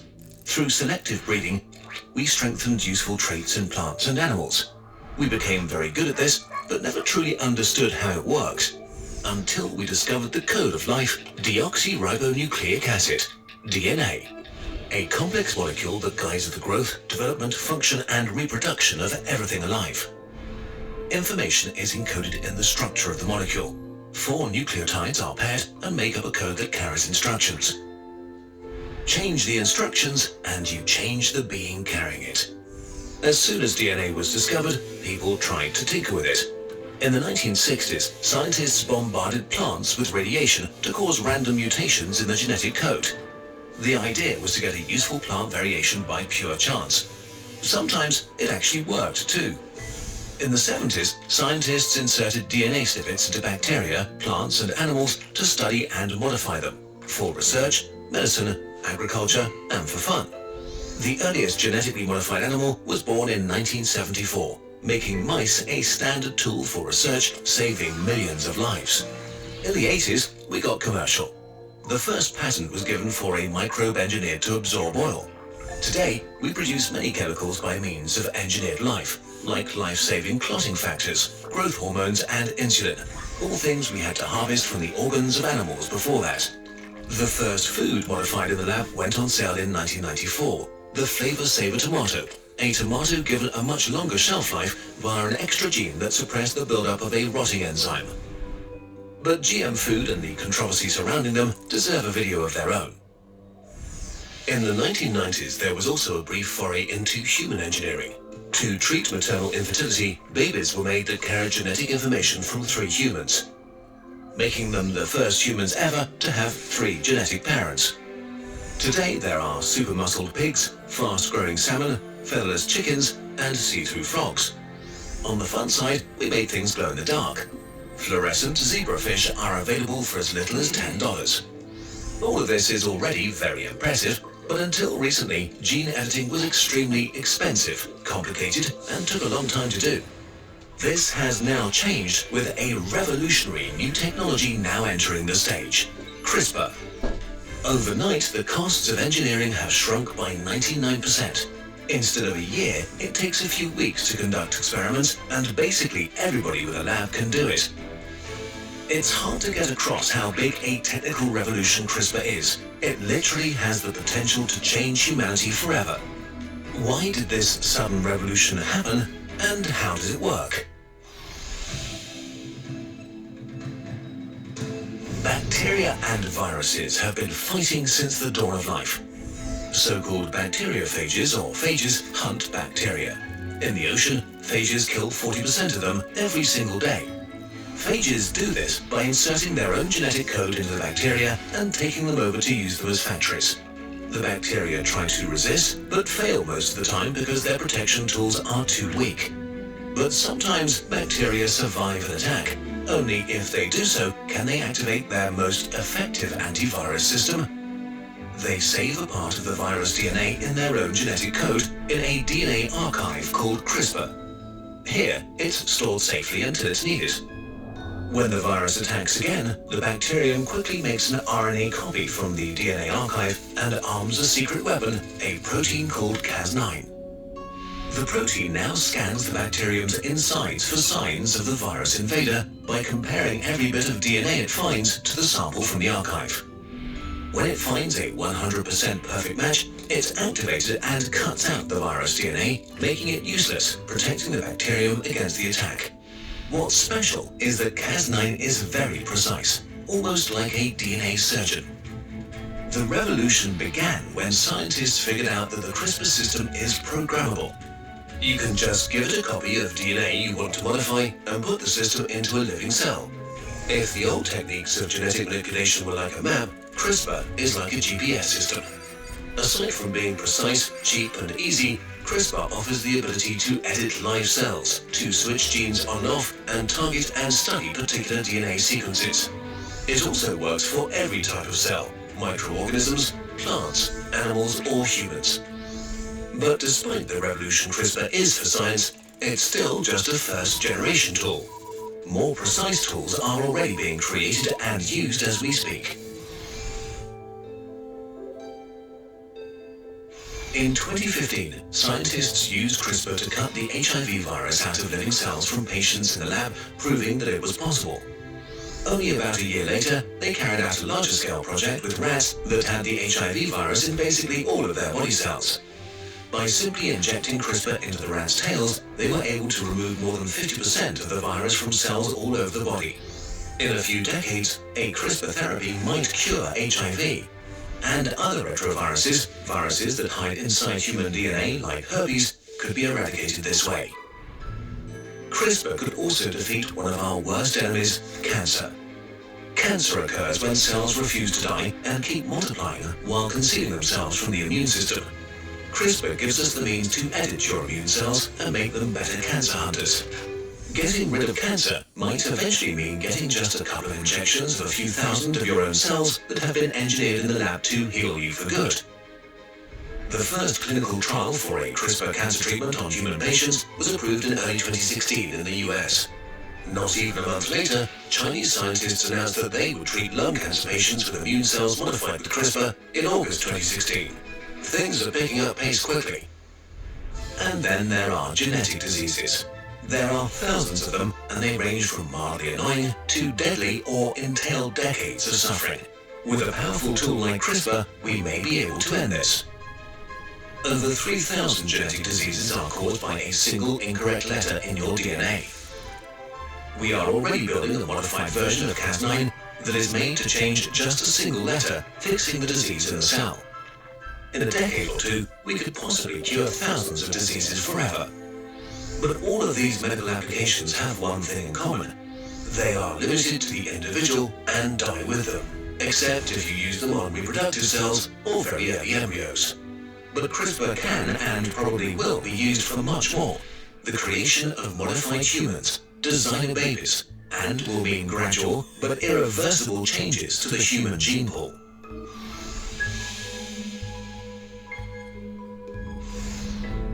The means to edit the genome of a human embryo already exist, though the technology is still in its early stages, but it has already been attempted twice. In 2015 and 2016, Chinese scientists experimented with human embryos and were partially successful on their second attempt. They showed the enormous challenges we still face in gene editing embryos, but also that scientists are working on solving them. This is like the computer in the 70s. There will be better computers. Regardless of your personal take on genetic engineering, it will affect you. Modified humans could alter the genome of our entire species because their engineered traits will be passed on to their children and could spread over generations, slowly modifying the whole gene pool of humanity. It will start slowly.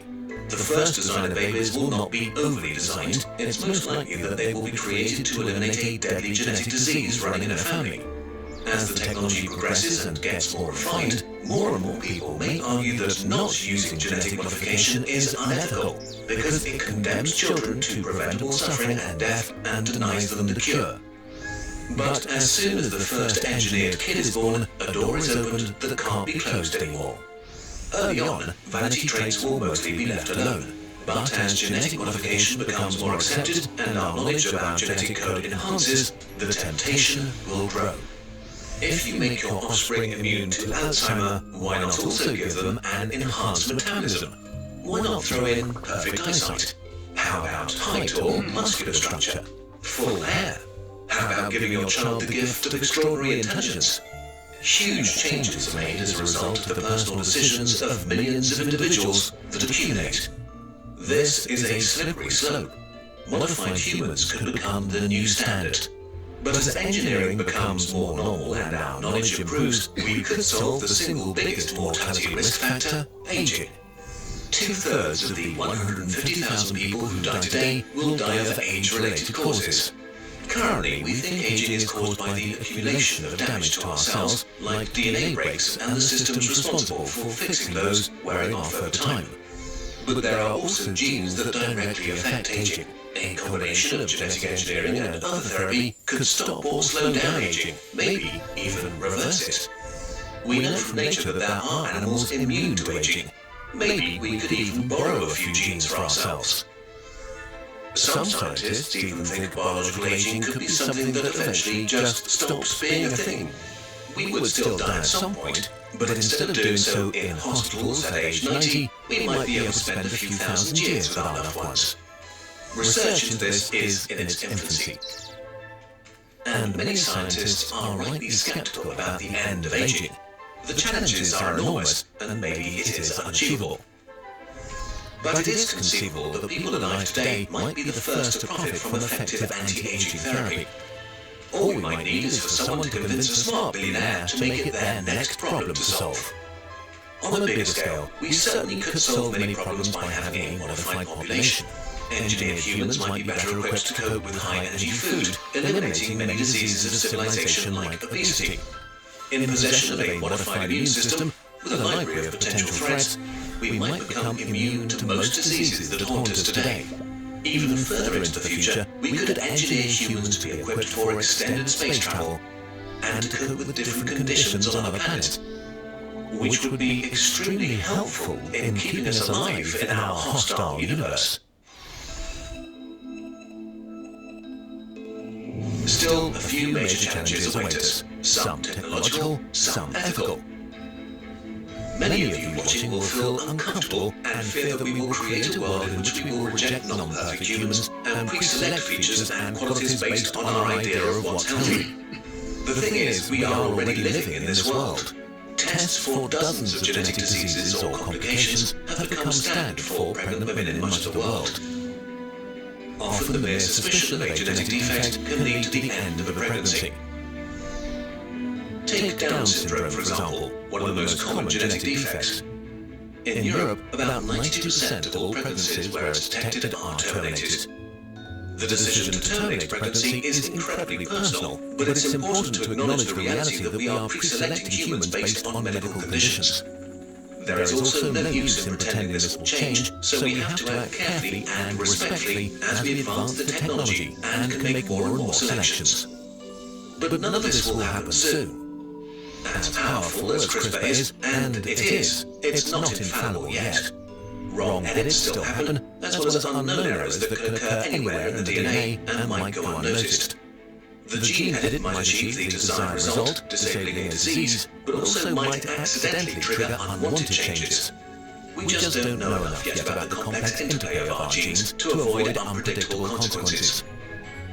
Working on accuracy and monitoring methods is a major concern as the first human trials begin. And since we've discussed a possible positive future, there are darker visions too. Imagine what a state like North Korea could do if they embraced genetic engineering.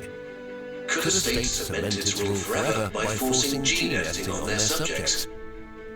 What would stop a totalitarian regime from engineering an army of modified super soldiers? It is doable in theory.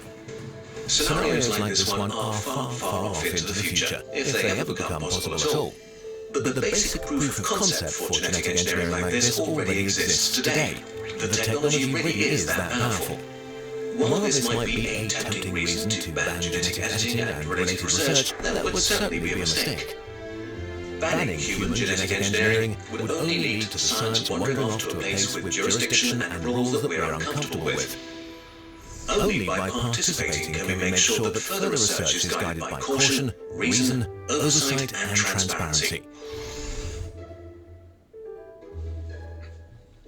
Do you feel uncomfortable now? Most of us have something wrong with them. In the future that lies ahead of us, would we have been allowed to exist?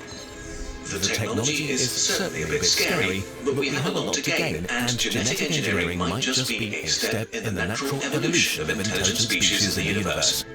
We might end disease. We could extend our life expectancy by centuries and travel to the stars. There's no need to think small when it comes to this topic. Whatever your opinion on genetic engineering, the future is approaching no matter what. What has been insane science fiction is about to become our new reality, a reality full of opportunities and challenges. Videos like this would not be possible without viewer donations on Patreon.com. If you want to support us explaining complicated stuff and maybe get your own bird in return, you can do so here. If you want to learn more about